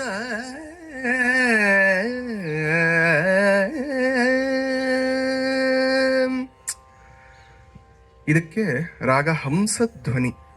ಯಾಕೆ? ಅವನು ಏನು ಮಾಡ್ತಿದ್ದಾನೆ? ಅವನು ಘೋರ ತಪವನ್ನ ಮಾಡ್ತಿದ್ದಾನೆ. ತಪಸ್ಸು ಯಾವುದ್ರ ಮೇಲೆ? ಹಂಸಸ್ಸೋಹಂ ಹಂಸಸ್ಸೋಹಂ ಅಂತ ಹಂಸ ತಪವನ್ನ ಮಾಡ್ತೀನಿ. ಹಂಸಧ್ವನಿಯನ್ನ ಒಳಗಡೆ ತಪಸ್ಸು ಮಾಡ್ತಿದ್ದಾನೆ, ಆದ್ರಿಂದ ಹಂಸಧ್ವನಿ. ಆ ತರಹ ಘೋರ ತಪಸ್ಸನ್ನ ಮಾಡಿದಾಗ ಮಾರಾರಿ ಮನ್ಮಥನ ಸುಟ್ಟಂತಹ ಶಿವ ಧರೆಗಿಳಿದು ತಂದು ಬರ್ತಾನೆ. ಧನುಜನ ಬಳಿಗೆ ಬಂದು ನಿಜ ರೂಪವನ್ನ ತೋರಿ, ಆ ಶಿವನ ರೂಪವನ್ನ ತೋರಿ, ಬೇಡು, ನಿನಗೇನು ಬೇಕು ಕೇಳ್ಕೊ, ನಾನು ಬಂದಿದ್ದೇನೆ, ಪ್ರತ್ಯಕ್ಷನಾಗಿದ್ದೇನೆ ಎಂದಾಗ ಕಣ್ಣು ತೆರೆದು ಖುಷಿಯೋ ಅವನಿಗೆ ತಡೆಯೋಲ್ಲ. ಭರ್ಗ ಪುರಾರಿ ಅಂತ ಅವನ ಸ್ತುತಿಯನ್ನ ಮಾಡ್ತೇನೆ. ಜಯ ಜಯ ಜಯ ತ್ರಾಹಿ ತ್ರಾಹಿ, ಕರುಣಿಸು ಕರುಣಿಸು. ಏನನ್ನ ಕರುಣಿಸು? ಕೊಡು ನನಗೆ. ಏನನ್ನ ಕೊಡು? ವಾರಿಜಾಸನ ಪದವನು, ಬ್ರಹ್ಮನ ಪದ. ಅಂದ್ರೆ ನಾನು ಸೃಷ್ಟಿಕರ್ತನಾಗಬೇಕು, ಭಾಗ್ಯ ವಿಧಾತ. ನಾನು ಸಿಗ್ನೇಚರ್ ಮಾಡಬೇಕು, ಇವ್ರಿಗೆ ಇದು ಸಿಗಬೇಕು ಇದು ಸಿಗಬಾರದು ಅಂತ. ನಾನು ಬೇರೆಯವರ ಭಾಗ್ಯ ವಿಧಾತನಾಗುವಂತೆ ನನಗೆ ಕರುಣಿಸು ಅಂತ ಕೇಳ್ಕೊತಾನೆ. ಯಾರನ್ನ? ಅಭವ. ನೋಡಿ, ಭಾಗ್ಯ ವಿಧಾತ, ವಿಧಾನ ಮಾಡೋದು ಯಾರಿಗೆ? ಭವ ಇರುವವರಿಗೆ, ಹುಟ್ಟು ಇರುವವರಿಗೆ. ಶಿವನನ್ನ ಯಾಕೆ ಬೇಡ್ತಿದ್ದಾನೆ? ಅವನ ಅಭವ, ಅವನಿಗೆ ಹುಟ್ಟಿಲ್ಲ. So you are anyway beyond this, so you can grant me this. Prime minister ಆದವನು ಅದರ ಕೆಳಗಿನ ಪದವಿಯನ್ನ ಕೊಡಬಹುದು, ಕೆಳಗಿನ ಪದವಿಯಲ್ಲಿರುವವನು ಪ್ರೈಮ್ ಮಿನಿಸ್ಟರ್ಶಿಪ್ ಅನ್ನು ಕೊಡೋಕ್ಕಾಗಲ್ವೇ? ಹಾಗೆ ಇವನು ಎಲ್ಲದರ ಮೇಲಿದ್ದಾನೆ, ಅಭವನಾಗಿದ್ದಾನೆ. ಆದ್ರಿಂದ ಭವ ನಿಯಮವನ್ನ ಬರೆಯುವುದನ್ನ ನನಗೆ ಕರುಣಿಸು ಅಂತ ಕೇಳ್ತಿದ್ದಾನೆ. ಈ ಅಭವ ಅದಕ್ಕೆ ಒಂದು ನಸು ನಗುತ್ತ, ಒಂದು ಜೆಂಟಲ್ ಸ್ಮೈಲ್ ಆಗ್ಲಿ ಅಂತ ಮುಂದೆ ಒಪ್ಕೋತಾನೆ. ಆದ್ರೆ ಇಲ್ಲೂ ಒಂದು ಪ್ರಶ್ನೆ. ಹೌದಪ್ಪ, ಇವನು ಕೇಳೋದೇನೋ ಕೇಳ್ದ, ಶಿವನಿಗೆ ಬುದ್ಧಿ ಇಲ್ವಾ? ಕೊಟ್ಟು ಬಿಡೋದ? ಇವನು ರಾಕ್ಷಸ ಅಂತ ಗೊತ್ತಿಲ್ವಾ? ಮುಂದೆ ಎಷ್ಟು ಕಷ್ಟ ಕೊಡ್ತಾನೆ ಅಂತ ಗೊತ್ತಿಲ್ವಾ? ಅಂದ್ರೆ ಗೊತ್ತೂ ಗೊತ್ತಿಲ್ಲ, ಎರಡೂ ತಗೋಬಹುದು. ಒಂದು ಗೊತ್ತಿಲ್ಲ ಅನ್ಬೇಕು. ಯಾಕೆ ಅಂದ್ರೆ ಆ ಶಿವನಿಗೆ ಕುರುಡು ಕಿವುಡಾಗೋಗುತ್ತೆ ಯಾವುದರಲ್ಲಿ? ಭಕ್ತಿಯಲ್ಲಿ. ಆ ಕ್ಷಣದ ಭಕ್ತಿಯನ್ನ ನೋಡ್ತಾನವನು ಅಷ್ಟೆ. ಮುಂದೆ ಏನಾಗುತ್ತೋ ಅದು ಆಗೋದು ಹಾಗೇ ಆಗತ್ತೆ. ಹೋನಿಕೋ ಕೌನ್ ರೋಕ್ ಸಕ್ತಾ ಹೈ, ಅದನ್ನ ಯಾರು ತಡೆಯೋಕ್ಕಾಗಲ್ಲ. ಆದ್ರೆ ಅವನ್ನ ಅದಕ್ಕೆ ಭೋಲೆನಾಥ್ ಅನ್ನೋದು. ಅಷ್ಟು ಭೋಲಾ ಅವನು, ಭೋಲಾ ಬಂಧು. ಅವನಿಗೆ ಅರ್ಥ ಆಗಲ್ಲ. ನೀವು ಡಾಂಬಿಕವಾಗಿ ಸ್ತುತಿಸಿದ್ರು ಕೆಲವು ಸತಿ ಒಪ್ಪಬಿಡ್ಬೋದೇನೋ, ಅಯ್ಯೋ ಪಾಪ ಇವನು ಭಕ್ತ ಹೇಳ್ದ ಅಂತ. ಅಷ್ಟು ಒಂದು ಆಶುತೋಷಿ ಮಹೇಶಃ ಅಂತ ಮಾರ್ಗಬಂಧು ಸ್ತೋತ್ರದಲ್ಲಿ ಅಪ್ಪಯ್ಯ ದೀಕ್ಷಿತರು ಹೇಳ್ತಾರೆ. ಆಶುತೋಷಿ ಎಷ್ಟು ಒಳ್ಳೆ ಪದ, ತಕ್ಷಣ ಸಂತೋಷ ಪಡುವಂತಹವನು ಅಂತ. ಮತ್ತೆ ಇನ್ನೊಂದು, ಇದೆಲ್ಲ ತಿಳಿದಿದ್ರು ಅವನು ಮಾಡ್ತಾನೆ. ಯಾಕೆ ಅಂದ್ರೆ ಅದರ ಫಲ ಅದಕ್ಕೆ, ಇದರ ಫಲ ಇದಕ್ಕೆ. ಸ್ತುತಿಯ ಫಲ ವರ, ಆಮೇಲೆ ಕೇಡಿನ ಫಲ ಸಂಹಾರ. ಅದಕ್ಕೆ ಅದು ಸಿಗುತ್ತೆ, ಇದಕ್ಕೆ ಇದು ಸಿಗುತ್ತೆ. ಅದನ್ನ ಯೋಚಿಸ್ತಿ ಇದನ್ನೇ ಕೊಡದೇ ಇರೋಕ್ಕಾಗಲ್ಲ ನಾನು ಅಂತ. ಮುಂದೆ ಏನ್ ಹೇಳ್ತಾನೆ ನೋಡೋಣ. ರನುಗಿರಿಜಾಸ್ಯವನೀಕ್ಷಿಸಿ ಸರಸೀರುಹ ಭವನ ಗರ್ವವಸುರರಿಪುವಿನಿಂ ಹರಸಿ ರಕ್ಷಿಪ ಸಮಯವೆಂದೆನ್ನುತ್ತ ತಿರುಗಿದನು ಜನ ನೋಡಿ ನಿನ್ನಯವರ ಮನೋರಥ ಸಿದ್ಧಿ ದೊರಕುವುದಿರದೆ ಬ್ರಹ್ಮನ ಪಿಡಿದುತಹುದೆಂದೆನುತ ಬೀಳ್ಕೊಟ್ಟೆ. ಕಮಾಚ್, ಕಮಾಚ್ ಅನ್ನೋದೇ ಶೃಂಗಾರ. ಇಲ್ಲಿ ಪ್ರಾರಂಭವಾಗೋದೇ ನೋಡಿ, ಹರನು ಗಿರಿಜಾಸ್ಯವನ್ನು ವೀಕ್ಷಿಸಿ, ಗಿರಿಜೆ ಅವಳ ಮುಖವನ್ನು ನೋಡಿ ಅಂತ. ಯಾವುದೇ ಭಾವದಲ್ಲಿ ನೋಡ್ಲಿ ಅದು ಶೃಂಗಾರ ಅಲ್ಲವೇ? ಗಣಪತಿ ಹುಟ್ಟಿದ್ದು ಹೇಗೆ ಅನ್ನೋದಕ್ಕೆ ದೀಕ್ಷಿತರು ಹೇಳ್ತಾರೆ, ಉಮಾರುದ್ರ ದರ್ಶಿತಾತ್ ಅಂತ. ಉಮಾರುದ್ರ ದರ್ಶಿತಾತ್ ಅಂತ. ಉಮಾ ರುದ್ರ ದರ್ಶಿತಾತ್. ಆ ಉಮೆ ಇಲ್ಲಿ ಉಲ್ಟ. ಉಮೆ ರುದ್ರನನ್ನ ನೋಡಿದ್ರಿಂದ, ಆ ದರ್ಶನದಿಂದ ಹುಟ್ಟಿದವನು ಶ್ರೀ ಗಣೇಶಾತ್. ಉಮಾರುದ್ರ ದರ್ಶಿತಾತ್ ಶ್ರೀ ಗಣೇಶಾತ್ ಪರಂ ಚಿತ್ತನ ಹಿರೇ ಅಂತ ಹೇಳ್ತಾರೆ. ಅದು ಒಂದು ವೀಕ್ಷಣ ಸುಖ ಅಂತ ಹೇಳ್ತೀವಿ, ಕಟಾಕ್ಷಪಾತ ಅಷ್ಟೆ. ಇದನ್ನ ಇಲ್ಲಿ ಹೇಳ್ತಿದ್ದಾನೆ. ಹರ, ಇಲ್ಲಿ ಶಿವ ಗಿರಿಜೆ ಏನು ವರ ಕೊಡೋಕ್ ಮುಂಚೆನೂ ಎಲ್ಲದಕ್ಕೂ ಅರ್ಧಾಂಗಿನಿ ಅಂತ ಹೇಳ್ಬಿಟ್ಟಿದಲ್ಲ, ಧರ್ಮೇಚ ಅರ್ಥೇಚ ಕಾಮೇಚ, ಇದು ಧರ್ಮ ಅಲ್ವಾ, ನಾತಿ ಚರಾಮಿ ಅಂತ. ಧರ್ಮ ವರ ಕೊಡೋಕ್ ಏನಮ್ಮ ಕೊಡಬಹುದಾ ಅಂತ. ಅದು ಕಾಳಿದಾಸ ಹೇಳ್ತಾನೆ ಕುಮಾರ ಸಂಭವದಲ್ಲಿ. ಸಪ್ತರ್ಷಿಗಳ ಬಂದು ಬೇಡ್ತಿದ್ದಾರಂತೆ, ಶಿವನನ್ನ ಮದುವೆ ಮಾಡ್ಕೋಬೇಕು ನಿಮ್ಮ ಮಗಳು ಪಾರ್ವತಿ ಅಂತ. ಹಿಮವಂತನ ಹತ್ರ ಬಂದು ಎಲ್ಲ ವಿಧವಾಗಿ ಬೇಡಿದಾರಂತೆ. ಶೈಲಃ ಸಂಪೂರ್ಣ ಕಾಮೋಪಿ, ಆ ಪರ್ವತರಾಜ ಪೂರ್ತಿ ಒಪ್ಪಿಗೆ ಅವನಿಗೆ. ಅಯ್ಯೋ, ನನ್ನ ಮಗಳು ಶಿವನನ್ನ ಮದುವೆ ಮಾಡ್ಕೋತಾಳ, ಅದರಿಂದ ಹೆಚ್ಚುಂಟು. ಆದರೂ ಅವನು ಓಕೆ ಹೇಳಕ್ಕಾಗಲ್ಲ, ಪಕ್ಕ ಇದ್ದಾರೆ ಬಾಸು. ಮೇನಾ ಮುಖ ಮುದೈಕ್ಷತೆ, ಮೇನಾ ಅನ್ನೋಳು ಅವನ ಹೆಂಡತಿ. ಮೇನಾ ಮುಖಂ, ಏನಮ್ಮ ಓಕೆ ಅಲ್ವಾ ಅಂತ ಅವಳ ಮುಖವನ್ನು ನೋಡಿದ್ನಂತೆ. ಹಾಗೆ ಕಣ್ರಿ, ಪ್ರಾಯ ಗೃಹಿಣಿ ನೇತ್ರಾಹ ಕನ್ಯಾರ್ಥೇಶು ಕುಟುಂಬಿನಃ. ಒಂದ್ಸತಿ ಮದುವೆ ಆಗೋದ್ರೆ ಗಂಡ ಹೆಂಡತಿ ಕಣ್ಣು ಮುಂದ್ಕಾನೆ ನೋಡ್ಬೇಕಣ್ರಿ, ಅದು ಹಾಗೆ ಅಂತ ಹೇಳ್ತಾನೆ ಅಲ್ಲಿ ಕಾಳಿದಾಸ ಒಂದು ಲೈಟರ್ ವೇನ್. ಇಲ್ಲಿ ಅದನ್ನೇ ಹೇಳ್ತಿದ್ದಾನೆ. ಗಿರಿಜಾಸ್ಯವ ನೋಡಿ ಎರಡು ಅರ್ಥ ಇದೆ. ಒಂದು, ಪತ್ನಿ ಒಪ್ಪಿಗೆಯನ್ನು ತಗೋತಿದ್ದಾನೆ, ಮತ್ತೆ ನೋಡು ಏನು ಅಂತ. ಇನ್ನೊಂದು ಮುಂದೆ ಹೇಳ್ತೀನಿ ಏನು ಮಾಡ್ದ ಅಂತ ಹೇಳ್ಬಿಟ್ಟು.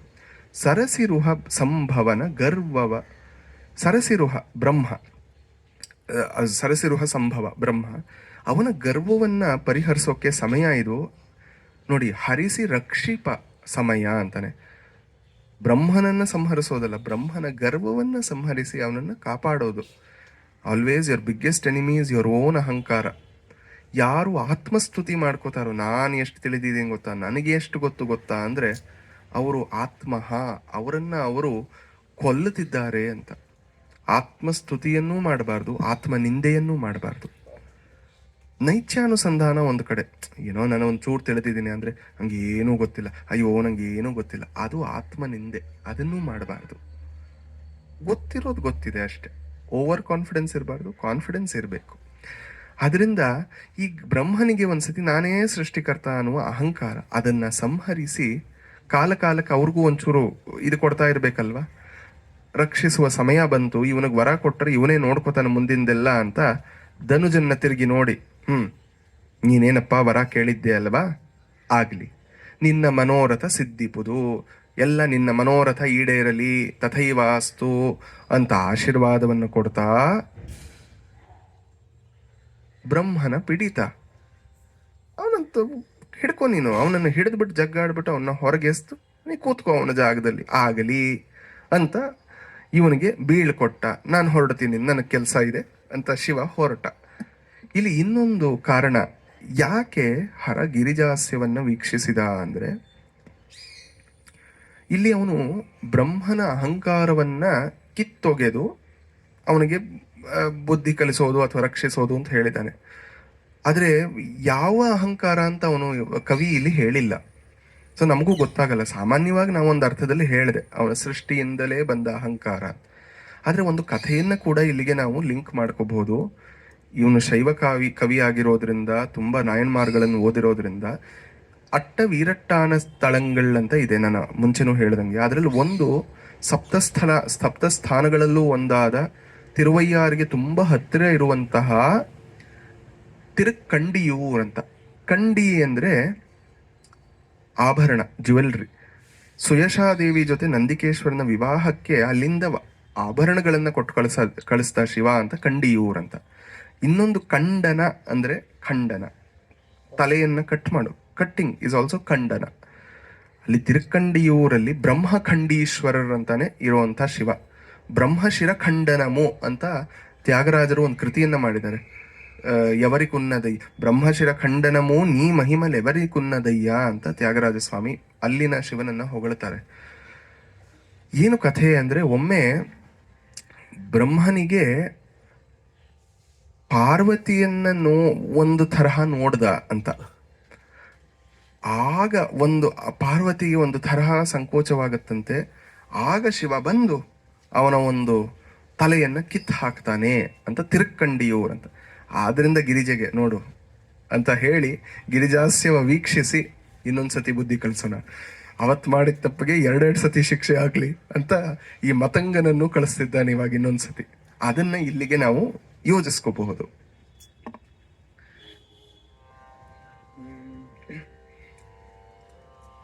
ಬಂದನವ ಕನಕಾಚಲಕ್ಕೆ ಸುರವೃಂದ ಮುಂದರುಹಿದರು ಹದನನು. ಇಂದು ಶೇಖರನಿಂದನೊಬ್ಬ ಮತಂಗನೆಂಬ ಸುರ ಬಂದನಿದೆಯಂದಂಬುಜ ಭವನೊಳಗೆ. ಅಂದು ಪೇಳಲು ಹೆದರಿನೆಂದು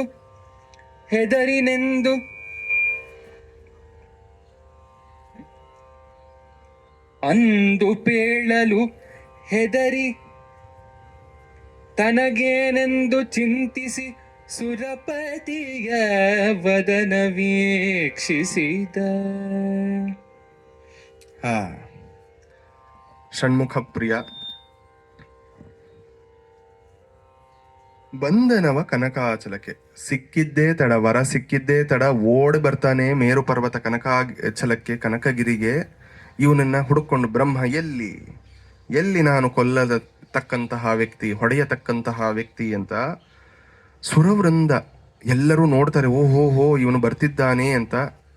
ಎದುರಿಸೋಣ ಅಂದ್ರೆ ಅವ್ರಿಗೆಲ್ಲ ಗೊತ್ತಾಗತ್ತೆ, ಓ ಇವನು ಶಿವನ ವರವನ್ನೇ ಪಡೆದು ಬರ್ತಿದ್ದಾನೆ, ಇವನು is not a small fry, ಹಿಂಗೆ ಪಕ್ಕಕ್ಕೆ ಧರಿಸ್ಬಿಡೋಣ ಅನ್ನೋದಕ್ಕೆ ಆಗಲ್ಲ ನಮ್ಮ ಕೈಲಿ ಅಂತ.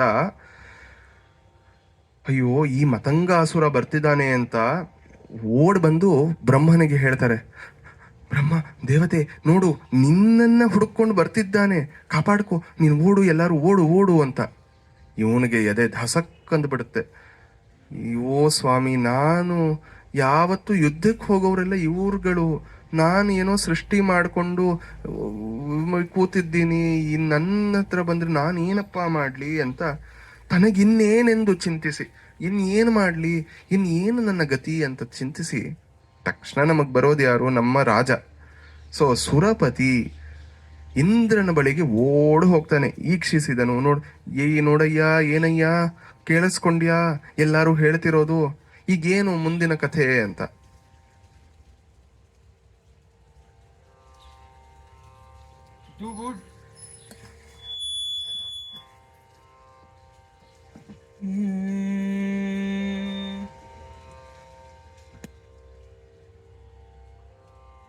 ದುಗುಡವನು ಬಿಡಿ ಸಾಕು ದೈತ್ಯನು ಹೊಗಲಿನ ಕವ ಸಕಲ ಭೂತಗಳು ಒಗಡಿಸಲು ತನಿ ರಕ್ತಪಾನದ ರಾಟಲವನೆತ್ತಿ ಜಗದೊಳಗೆ ಪೆಸರ್ವಡೆಯೆಂದು ಆ ನಗರಿಪು ವಿನುತವಕ್ಕೆ ಪುಳಕಿಸುತ್ತ ಒಗುಮಿಗೆಯ ಕೀರ್ತಿಸಿದ ರಗ್ಗದ ಮಾಗದಾದಿಗಳು.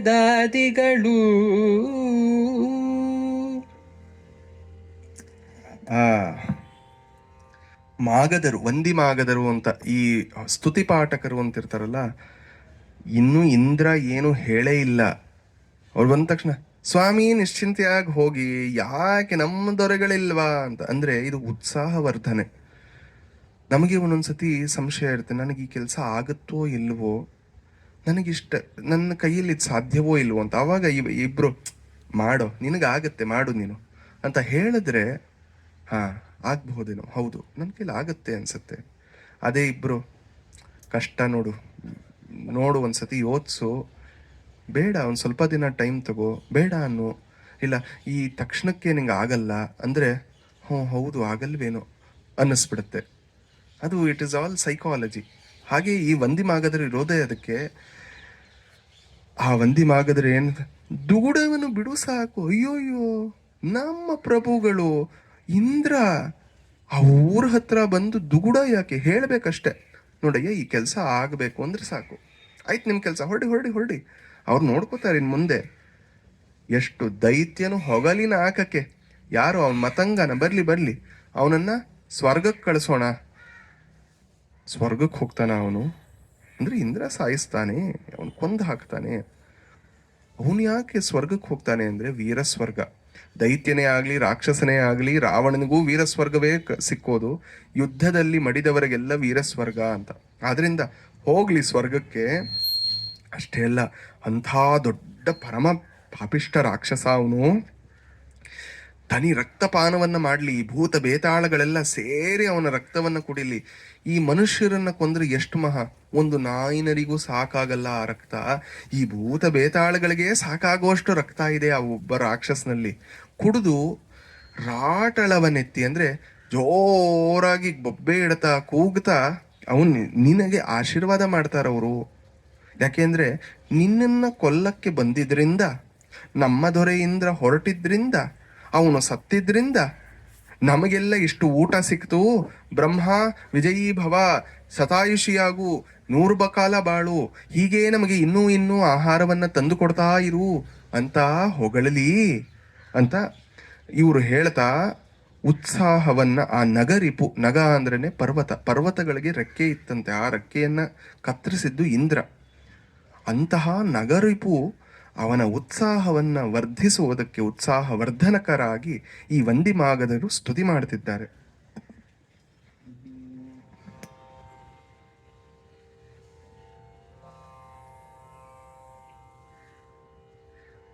ಭೂತು ಜಂಬದ್ವೇಷಿ ನಗಕುಲ ಭೂತು ದಾವಾಗ್ನಿ ಬಲರಿಪುಕುಲ ಭೂತುರೆ ವೃತ್ರಾರಿ ಅಹಯ ಸುಧಾನನೆ ಹಯ ಸುಧಾನನೆ ಸುರನಾಥ ಭೂತುರೆ ಹರಿ ಅಜರು ಬಳಿಕಿ ಭೂತನಾಥಗಳುಳಿಯ ನಿನ್ನೊಳಗಂತು ಬದುಕುವರಾರೆನುತ ಸುರಕಟಕ ಮೊಳಗಿ ಹೋದು.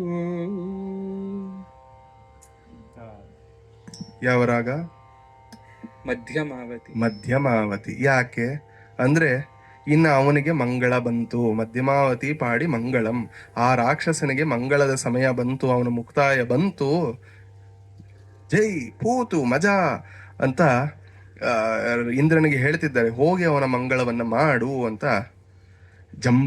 ಜಂಬದ್ವೇಷಿ ಅವನು, ಜಂಬಾಸುರನನ್ನ ಕೊಂದವನು. ನಗಕುಲ ದ್ವೇಷಿ ಕೂಡ, ನಗಕುಲಕ್ಕೆ ಶಾಸ್ತಿಯನ್ನ ಮಾಡಿದವನು. ಬಲರಿಪು, ಬಲಸೂದನ ಅವನು. ಬಲ ಅನ್ನುವಂತಹ ಒಂದು ರಾಕ್ಷಸನನ್ನ ಕೊಂದವನು.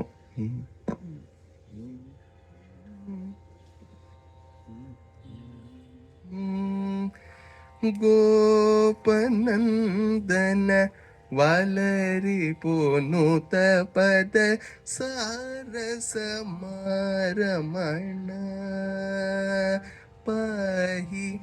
ವಲರಿಪು ನುತ ಪದ ಅಂತ ಅಲ್ಲಿ ಅವನು ವಲರಿಪು. ಪೂತು ವೃತ್ರಾರಿ, ವೃತ್ರಾಸುರನನ್ನ ಕೊಂದವನು. ಅಂದ್ರೆ ಎಲ್ಲವನ್ನೂ ಜ್ಞಾಪಿಸ್ತಿದ್ದಾರೆ ಇಂದ್ರನಿಗೆ. ಅವನಿಗೆ ಹೌದಲ್ವಾ, ಅಂತಹ ವೃತ್ರನನ್ನೇ ನಾ ಕೊಂದೆ, ಹೌದು ಆ ಬಲರಿಪುವನ್ನೇ ಕೊಂದೆ, ಬಲಾಸುರನನ್ನೇ ಕೊಂದೆ. ಈ ಮಹಾಮತಂಗ ಏನು ನನಗೆ ಅಂತ ಅನ್ನಿಸ್ಬೇಕು ಅವನಿಗೆ ಅಂತ ಹೇಳ್ತಾ, ನಿನ್ನ ಮೇಲೆ ಪೈಪೋಟಿಗೆ ಬಂದು ಬದುಕುವರ ಅಂತೂ ಹೇಗೆ ಬದುಕ್ತಾರೆ, ಯಾರು ಬದುಕ್ತಾರೆ ಸ್ವಾಮಿ? ನಿನ್ನ ಮೇಲೆ ದ್ವೇಷಕಾರ ಬಿಟ್ಟು ಯಾರು ಉಳಿಯೋದುಂಟೆ? ಹೊರಡಿ ಇನ್ನು ಅವನ ಕಥೆ ಮುಗಿಸಿ ಅಂತ ಹೇಳ್ತಿದ್ದಾರೆ.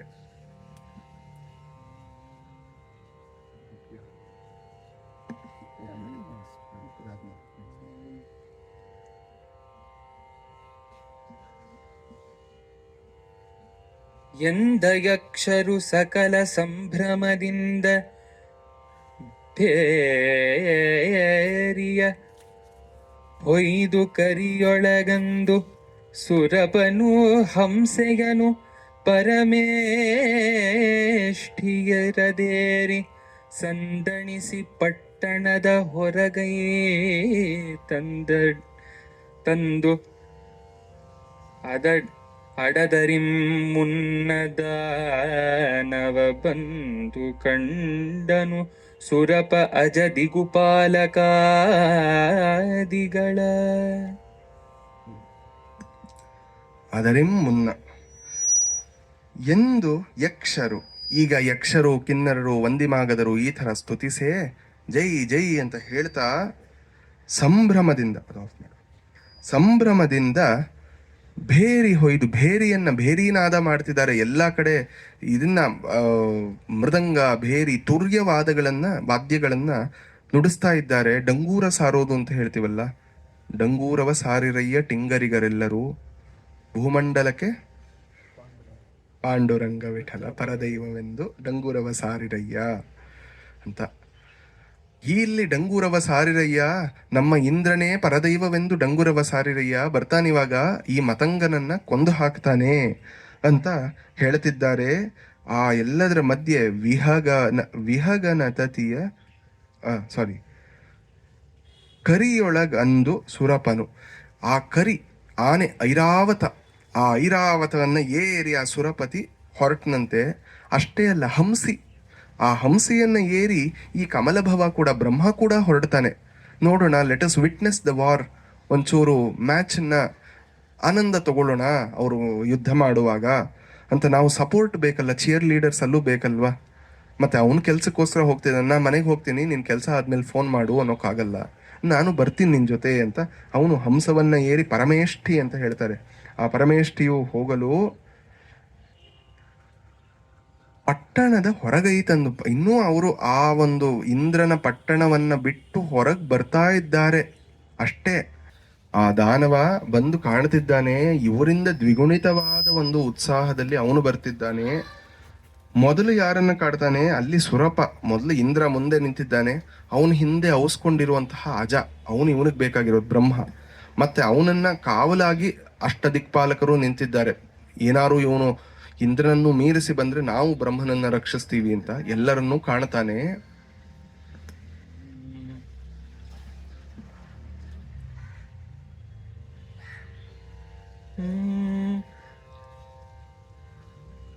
ಘೃತವ ಹುತವುಹ ಕಂಡವೊಲು ಹುತವಹ ಕಂಡವೊಲು ಮೃಗತತಿಯ ಹುಲಿ ಕಂಡಂತೆ ವಿಹಕನ ತತಿಯ ಗಿಡುಗನು ಕಂಡ ತೆರೆದೊಳಗೆ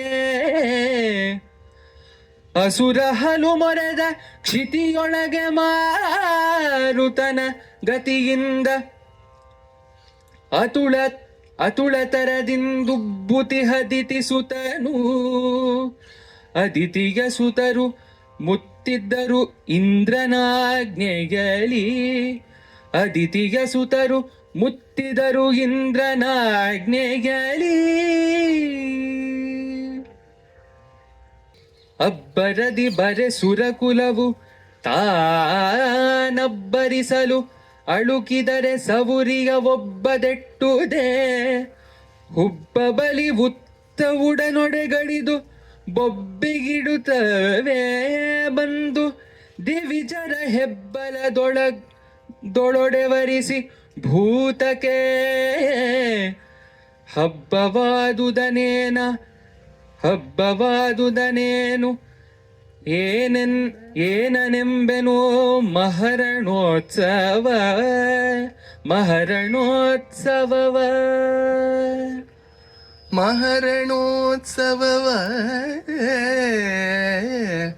ಮಹಾರಣೋತ್ಸವವ ಏನೆಂಬೆನೋ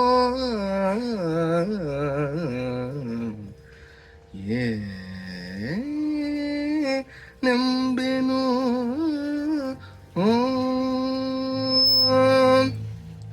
ಮಹಾರಣೋತ್ಸವಕ್ಕೆ ಏನ್ ಜಿಗಿ ಜಿಗಿ ಅಂತ ಬರಬೇಕು. ಘೃತವ ಹುತವಹ ಕಂಡವಲು, ತುಪ್ಪ ಅಗ್ನಿಗೆ ಸುಮ್ಮನೆ ಉರಿತಿರ್ತಾನೆ, ಹೀಗೆ ಒಂಚೂರು ಹಿಂಗೆ ಮಂದವಾಗ್ತಿದ್ದಾನೆ ಅಂದ್ರೆ ಒಂಚೂರು ಘೃತ ಹಾಕಿ ಅಂತಾರೆ. ಆ ಘೃತ ಹಾಕಿದ ತಕ್ಷಣ ಹಾ ಅಂತ ಜೀವ ಬಂದು ಹಿಂಗ್ ಮೇಲಕ್ಕೆ ಬರ್ತಾನೆ. ಹೇಗೆ ತುಪ್ಪವನ್ನ ಕಂಡು ಅಗ್ನಿ ಪ್ರಜ್ವಲಿಸ್ತಾನೋ, ಮೃಗತತಿಯ ಹುಲಿ ಕಂಡಂತೆ. ಹುಲಿ ಪಾಪ ಏನೋ ಸುಮ್ನೆ ಅದು ಹೇಳ್ತಾರಲ್ಲ, ಮಾರ್ಕಿಂಗ್ ದ ಟೆರಿಟೊರಿ ಅಂತ, ಅದು ಹೋಗ್ತಾ ಇರುತ್ತೆ ತನ್ನ ಪಾಡಕ್ ತಾನು. ಆದ್ರೆ ಜಿಂಕೆ ಕಂಡ ತಕ್ಷಣ ಅದಕ್ಕೊಂದು ಹೊಟ್ಟೆ ಹಸೀತು, ಹೌದಲ್ವಾ, ಇವತ್ತು ತಿಂದೇ ಇಲ್ಲ ಅಲ್ವಾ, ಹೊಟ್ಟೆ ಹಸೀತಿದೆ ಅಂತ. ಹಾ ರೆಡಿ ಅಂತ ರೆಡಿ ಆಗತ್ತಂತೆ. ಆ ಒಂದು ಮೃಗವನ್ನ ಹೋಗಿ ಹಿಡಿಯುವುದಕ್ಕೆ ಅದರ ಉತ್ಸಾಹ ಹೆಚ್ಚುತ್ತೆ.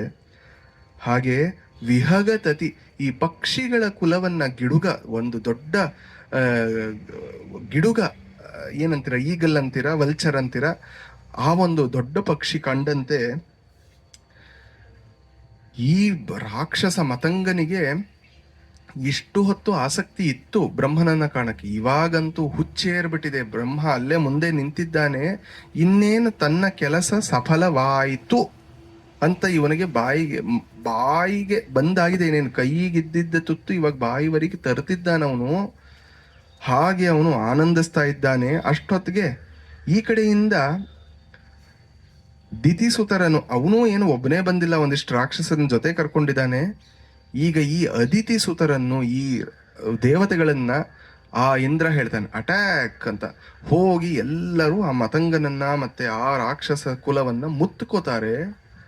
ಆಹಾ, ಅದು ಏನದು, ಆ ಸುರಕುಲ ಬಂದು ಹಂಗೆ ಮುತ್ಕೊಂಡ್ರೆ ಈ ರಾಕ್ಷಸರು ಏನು ಕಮ್ಮಿನ, ಇಬ್ಬರೂ ಒಬ್ರನ್ನ ಒಬ್ರು ಸೌರ ಹಾಕ್ತಿದ್ದಾರೆ. ದಿವಿಜ ಹೆಬ್ಬಲದೊಳ ಎಡವರಸಿ ಭೂತಕ್ಕೆ ಹಬ್ಬವಾದುದನು. ಈಗ ದಿವಿಜರೇ ಬೀಳಲಿ, ದೈತ್ಯರೇ ಬೀಳಲಿ, ಭೂತರಿಗೆ ಏನಂದ್ರೆ ನಮಗೇನು ಬೇಕು, ಊಟ. ಯಾರು ಗೆದ್ರೂ ಪರವಾಗಿಲ್ಲ, ಯಾರು ಸೋತ್ರೂ ಪರವಾಗಿಲ್ಲ, ನಮಗೆ ಹೊಟ್ಟೆ ತುಂಬಿದ್ರೆ ಆಯ್ತು. ಫಸ್ಟು ಪೇಟೋಬ, ಆಮೇಲೆ ವಿಟ್ಟೋಬ. ಸೊ ಮೊದಲು ಹೊಟ್ಟೆ ಆಯ್ತಾ. ಬನ್ನಿ ಬನ್ನಿ, ಬರ್ಲಿ ಬರ್ಲಿ, ಬೀಳಲಿ ಬೀಳಲಿ ಅಂತ ಅವ್ರು ಕಾಯ್ತಿದ್ದಾರಂತೆ. ಅವ್ರಿಗೆ ಈ ಚೆನ್ನಾಗಿ ಒಂದು ಔತಣವೇ ಆಯಿತು ಆ ಭೂತರಿಗೆ. ಏನೆಂಬೆನೋ ಮಹಾರಣೋತ್ಸವವ, ಅದು ಒಂದು ಉತ್ಸಾಹ. ಅದಕ್ಕೆ ಕದನ ಕುತೂಹಲ ಅಂತ ಒಂದು ರಾಗವೇ ಇದೆಯಲ್ಲ, ಕದನದ ಕುತೂಹಲ. ಆಕ್ಚುಲಿ ಅದು ಕಥನ ಕುತೂಹಲ. ಆ ಕಥನದಲ್ಲಿ ಒಂದು ಪುಳ್ಳಿ ಅಂತೀವಿ, ಆ ಒಂದು ಡಾಟ್ ಹೋಗಿ ಕಥನ ಆಗೋಯ್ತದು. ಆದ್ರೆ ಕಥನದಲ್ಲೂ ಕುತೂಹಲ ಇದೆ. ಕೆಲರ ನುಂಗುವ, ಕೆಲರ ನೊದೆವನು, ಕೆಲರ ನಿಟ್ಟನು, ಕೆಲರ ತಿವಿದನು, ಕೆಲರ ನಪ್ಪಳಿಸಿದನು, ಕೆಲಬರ ರಕ್ತವನು ಸುರಿದು ಕಲಕಿದನು, ಬಲ ಜಲಧಿಯನು ಆ ಜಲಜ ಸಂಭವ ನೆಲ್ಲಿ ತೋರು ಎಂದುಲಿದು ಬರೆ ತಮಗೆ ಹೆದರಿತು, ಕೈದರಿತು ಎಂದೆಸೆಗೆ.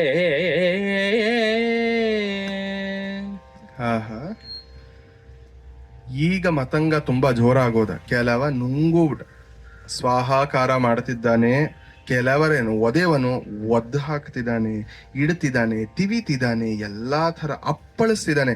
ಇಬ್ಬರು ಹಿಂಗೆ ತಗೊಂಡು ಇಬ್ಬರನ್ನ ಅಪ್ಪಳಿಸಿ ಅವರನ್ನ ಚೂರು ಚೂರು ಮಾಡ್ತಿದ್ದಾನೆ. ಎಲ್ಲ ರಕ್ತವನ್ನ ಸುರಿಸ್ತಿದ್ದಾನೆ, ಕಿತ್ತು ರಕ್ತವನ್ನೆಲ್ಲ ಆಡಿ ಮಾಂಸ ಕರುಳುಗಳನ್ನ ತೆಗಿತಿದ್ದಾನೆ. ಹಾಗೆ ಬಲ ಜಲಧಿ, ಈ ಅವರ ಬಲದ ಒಂದು ಜಲಧಿ ಸಮುದ್ರ ಏನಿತ್ತು ಅದನ್ನ ಕಲಕದ ಚೆನ್ನಾಗಿ ಹಾಕೊಂಡು ಮಥನ ಮಾಡ್ತಿದ್ದಾನೆ. ಜಲಜ ಸಂಭವನೆಲ್ಲಿ, ಎಲ್ಲಿ ಆ ಬ್ರಹ್ಮ ತೋರೋ ಅಂತ ಒಬ್ಬೊಬ್ರನ್ನು ಹಿಡಿದು ಕಾಲರ್ ಹಿಡಿದು ಕೇಳೋದು ಅಂತಾರಲ್ಲ, ಹಾಗೆ ತೋರು. ಗೊತ್ತಿಲ್ಲ ಅಂದ್ರೆ ಮುಗಿಸೋದು, ಗೊತ್ತಿದೆ ಅಂದ್ರೂ ಮುಗಿಸೋದು, ಅಂತ್ಯಕ್ರಿಯೆ ಅಷ್ಟೇ. ಹಾಗೆ ತೋರು ತೋರು ಅಂತ ಹೋಗ್ತಿದ್ರೆ ತಮಗೆ ಹೆದರಿ. ಇವಾಗ ಎಲ್ಲರೂ ಅಷ್ಟೇ ಕಾಲ್ಗೆಟ್ಟು ಓಡೋದು ಅಂತ. ಹಿಂದೆ ಒಂದ್ಸತಿ ಶಶವಚ್ಚ ವಿನಿಷ್ಪತೇತ್ ಅಂತ ಸುಭಾಷಿತವೇ ಹೇಳುತ್ತೆ. ಬಕವತ್ ಚಿಂತೆಯೇದರ್ಥಾನ್ ಸಿಂಹವಚ್ಚ ಪರಾಕ್ರಮೇತ್, ಇನ್ನೇನೋ ಒಂದು ಅನುಲುಪ್ಯೇತ ಶಶವಚ್ಚ ವಿನಿಷ್ಪತೇತ್ ಅಂತ. ಯಾವಾಗ ತೊಂದರೆ ಬರುತ್ತೋ ಮೊಲದಂತೆ ಓಡೋಗ್ಬಿಡ್ಬೇಕು, ಹಿಂದೆ ತಿರುಗಿ ನೋಡಬಾರ್ದು. ಆ ಮೊಲಕ್ಕೆ ಎಲ್ಲೋ ಒಂದು ನರಿ ಇದೆ ಅಂತ ಅನ್ಸಿದ್ರೆ ಸಾಕು, ಓಡ್ಬಿಡುತ್ತೆ, ತಿರುಗಿ ನೋಡಲ್ಲ ಇದೆಯಾ ಇಲ್ವಾ ಅಂತ. ಸಾಕು, ಜಾನ್ ಬಚೀತು ಲಾಕೋಪಾಯಿ. ಮೊದಲು ನಮ್ಮ ಪ್ರಾಣವನ್ನು ನಾವು ಉಳಿಸ್ಕೋಬೇಕು ಅಂತ ದಿಶೆಗೆ ಕೆದರಿ ಚದರು ಹೋಯಿತು ಸೈನ್ಯ ಎಲ್ಲ. ಎಟ್ಟೆಟ್ಟು ದಿಕ್ಕುಗಳಲ್ಲೂ ಓಡ್ತಿದ್ದಾರೆ, ಕಂಡು ಕಡೆ ಓಡ್ತಿದ್ದಾರೆ ದೇವತೆಗಳು. ಅದಾರು ಕಾರುವರು, ಆರು ತಡೆವರು ಎಂಬವಲು ಸುರಧೀರ ಪಟ್ಟಣಕ್ಕಾಗಿ ಸರಿಯಲು. ಇತ್ತಲು ಅಮರಾರಿ ಭೂರಿ ದಿವಿಜರ ಹಿಂದೆ ಬಿಟ್ಟು ವಿಚಾರಿಸುತ್ತ, ಪರಮೇಷ್ಠಿಯೊಳಗೆ ಅಧಿಕಾರಿ ಬೆಂಬತ್ತಿದು ಉರುವನು ಅದನೇನೆಂಬು ಅದ್ಭುತವ ಅದನೇನೆಂಬನು ಅದ್ಭುತವ. ಇಷ್ಟೊತ್ತು ಮಾಗದಿ ವಂದಿ ಮಾಗದರೆಲ್ಲ ಹೊಗಳಿದ್ರು. ಈಗ ಅವರೆಲ್ಲೂ ಕಾಣ್ತಾನೆ ಇಲ್ಲ. ಇಂದ್ರ ಅಯ್ಯೋ ಸಾಕು, ಅದ್ ಯಾರಪ್ಪ, ಇಲ್ಲಿ ಯಾರು ಇವನು ಮುಂದೆ ನಿಲ್ಲಕ್ಕಾಗತ್ತೆ, ಯಾರು ಇವನ್ ಜೊತೆ ಜಗಳ ಆಡ್ತಾರೆ, ಸಾಕಪ್ಪ ಸಾಕು, ನಾನಂತೂ ಹೊರಟೆ, ನಾನು ಉಳಿದ್ರೆ ತಾನೇ ಬ್ರಹ್ಮನ್ ಉಳಿಸೋದು ಅಂತ ಸುರಧೀರ ಪಟ್ಟಣಕ್ಕಾಗಿ ಸರಿಯಲು. ಆ ಸುರಧೀರನಾದ ಇಂದ್ರ ತನ್ನ ಪಟ್ಟಣಕ್ಕೆ ಅವನು ಓಡೋಕ್ ಶುರು ಮಾಡ್ದ. ಹೇಗೂ ಇವನು ನನ್ನ ಹಿಂದೆ ಬರಲ್ಲ, ಬ್ರಹ್ಮನ ಹಿಂದೆ ಹೋಗೋದು. ಇವಾಗ ball is in his court, ಅವನು ಇದು ಏನೋ ಮಾಡ್ಕೊಳ್ಳಿಪ್ಪ ಅವನು ಅಂತ ಓಡೋಕ್ ಶುರು ಮಾಡ್ದ.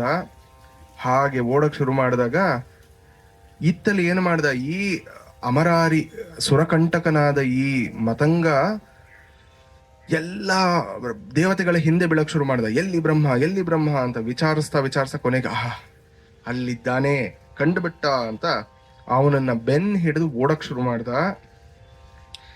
ಏನನ್ನೋದು ಆ ಅದ್ಭುತವನ್ನ, ಅದ್ಭುತ ಏನಿದೆ ಇಲ್ಲಿ, ಇವನು ಬೆನ್ ಹಿಡಿದು ಓಡ್ದ ಅನ್ನೋದ್ರಲ್ಲಿ ಅದ್ಭುತ ಏನಿದೆ ಅಂದ್ರೆ, ಈ ಸಂಧಿಯ ಕೊನೆಯ ಶ್ಲೋಕ ಇವಾಗ ಅದರಲ್ಲಿ ಅದ್ಭುತವನ್ನ ಹೇಳ್ತಾನೆ. ಏನ್ ಅದ್ಭುತ ಅಂದ್ರೆ, ಅದನ್ನ ಕವಿಯ ಮಹದಾಸೆ ಏನು ಅಂದ್ರೆ, ಕಥೆಯಾಗಲಿ ಕಥಾನಕವಾಗ್ಲಿ ಹೇಳ್ತಾ ಹೇಳ್ತಾ ನಿಜ ಜೀವನಕ್ಕೆ ಅದನ್ನ ಲಿಂಕ್ ಮಾಡಬೇಕು. ನಮ್ಮ ಜೀವನಕ್ಕೆ ಅದು ಅನ್ವಯ ಆಗ್ಬೇಕು. ಯಾರೋ ಶಿವ ಏನೋ ಮಾಡ್ದ, ಯಾರೋ ಕೃಷ್ಣ ಏನನ್ನೋ ಮಾಡ್ದ ಅಂದ್ರೆ ನಮಗೇನು ಪ್ರಯೋಜನ ಸ್ವಾಮಿ ಅಂತೀವಿ. ಆ ಕಥೆಯನ್ನ ಓದ್ತಾ ಹಾಗೆ ಕಣ್ರಿ ನಮ್ಮ ಜೀವನದಲ್ಲೂ ಅಂತ ಹೇಳಿದಾಗ ಹೌದಲ್ವಾ ಅಂತ ನಮ್ಮ ಏಳಿಗೆ ಆಗುತ್ತೆ. ಅದೇ ಅದ್ಭುತ. ಕಡೆಯ ಶ್ಲೋಕ ಇದರೊಡನೆ ಮೊದಲನೆಯ ಸಂಧಿಯ ಮಂಗಳ. ಮುನ್ನ ಮಾಡಿದ ಸುಕೃತ ದುಷ್ಕೃತ ಬೆನ್ನ ಬಿಡದಿಹುದೆಂಬ ನೇಯವು ಸನ್ನಿಹಿತಬಹುದೆಂಬವೊಲು ದಾನವನು ಕಮಲಜನ ಬೆನ್ನ ಬಿಡದೈದಿದನು ಬಳಿಕ ಈ ಅನ್ಯರಿಂದವೇ ಕೆಡು ಬದುಕುಗಳು ಅನ್ಯರಿದಹುದೆಂಬ ವಚನವು ಸಹಜವಲ್ಲೆಂದ ಕೇಡು ಬದುಕುಗಳನ್ಯರಿಂದಹುದೆಂಬ ವಚನವು ಸಹಜವಲೆಂದ.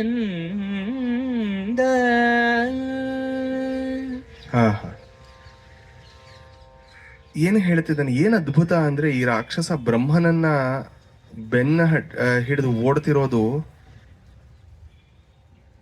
ನಾವು ಮಾಡಿದ ಸುಕೃತ ದುಷ್ಕೃತ. ನಾನಾಗ್ಲೇ ಹೇಳಿದ್ದೆ, ಹೋದ ಸಂಚಿಕೆಯಲ್ಲೂ ಹೇಳಿದ್ದೀನಿ ಅನ್ಸುತ್ತೆ, ಆ ದುರ್ಗಸಿಂಹನ ಕಥೆಯಲ್ಲಿ ಬರುತ್ತೆ, ನನಗೆ ತುಂಬಾ ಇದಾಗಿದೆ. ಮೂರ್ತಿಮಾನ್ ಇವ ದುರ್ನಯ ಅಂತ ಬರುತ್ತೆ. ಅವನು ಮಾಡಿದ ಕೆಟ್ಟ ಕೆಲಸವೇ ಅವನನ್ನ ಬೆನ್ನ ಹಿಂದೆ ಹಿಡಿದು ಬಂತೇನೋ ಅನ್ನೋ ಹಾಗೆ ಇಲ್ಲೂ ನಾ ಹೇಳ್ದಂಗೆ, ಅವನು ಗಿರಿಜೆಯನ್ನ ನೋಡಿ ಒಂದು ಬೇರೆಯ ತರಹ ನೋಡಿದ್ದೇ ಅವನನ್ನ ಒಂದು ಕೆಟ್ಟದಾಗಿ ಅವನ ಹಿಂದೆ ಓಡಬಂತೋ ಎಂಬಂತೆ, ಅಥವಾ ಈ ಮತಂಗನ ಸೃಷ್ಟಿಯೇ ಕಮಲಭವನಿಂದಾಗಿದೆ, ಅದೇ ಒಂದು ಕೆಟ್ಟ ಕೆಲಸ, ಅದೇ ಇವನ ಹಿಂದೆ ಓಡ್ ಬಂದಂತೆ. ನಾವು ಮಾಡಿದ ಒಳ್ಳೆಯದು ಕೆಟ್ಟದೇ ನಮ್ಮ ಬೆನ್ನು ಬಿಡದೆ ಬರುತ್ತೆ. ತಥಾ ಎಚ್ಚ ಕೃತಂ ಕರ್ಮ ಕರ್ತಾರಂ ಅನುಗಚ್ಚತಿ ಅಂತ. ಅದು ನೇಯ ಅಂದ್ರೆ ಅದೊಂದು ಪ್ಯಾಕ್ಟ್, ಅದೊಂದು ರೂಲು, ಅದೊಂದು ನಿಯಮ, ಅದು ಕೆಡಲ್ಲ. ಹಾಗೆ ಈ ದಾನವ ಕೂಡ ಬ್ರಹ್ಮನನ್ನ ಅಟ್ಟಿಸ್ಕೊಂಡು ಓಡ್ತಿದ್ರೆ ಎಲ್ಲರೂ ನೋಡ್ತಿದ್ದಾರೆ, ಇವನು ಮಾಡಿದ್ದೇ ಇವನನ್ನೇ ಅಟ್ಟಿಸ್ಕೊಂಡು ಬರ್ತಿದೆಯಲ್ಲ ಅಂತ.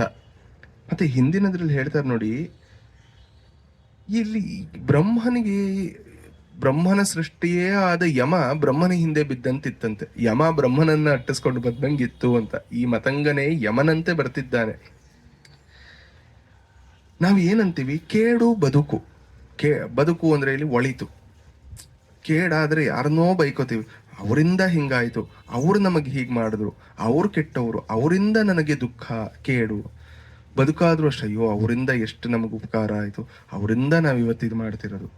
ಇದು ಎರಡು ಅನ್ಯರಿಂದ ಎಂಬ ಒಂದು ಮಾತಿದೆಯಲ್ಲ, ಬೇರೆಯವರಿಂದ ನಮಗ್ ಬರೋದು ಈ ಕೇಡು ಬದುಕು ಅನ್ನೋದು, ಆ ವಚನವು ಸಹಜವಲ್ಲ, ಅದು ಸತ್ಯವಲ್ಲ. ನಮ್ಮ ದುಃಖಕ್ಕೆ ನಾವೇ ಕಾರಣ.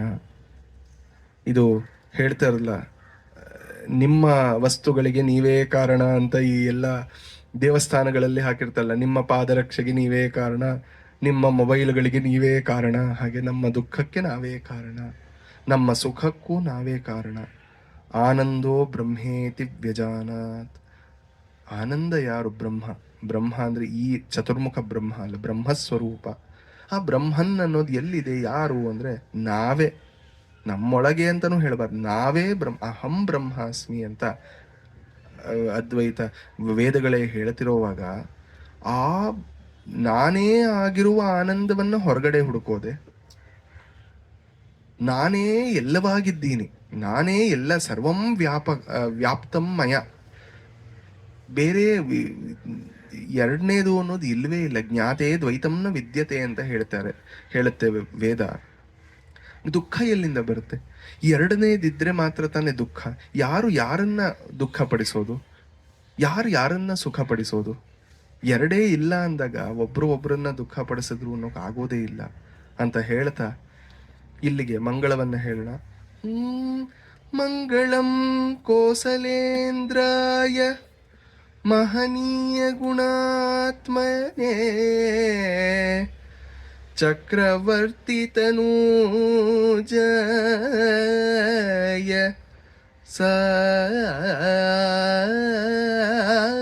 ಸಾರ್ವಭೌಮಾಯ ಮಂಗಳಂ.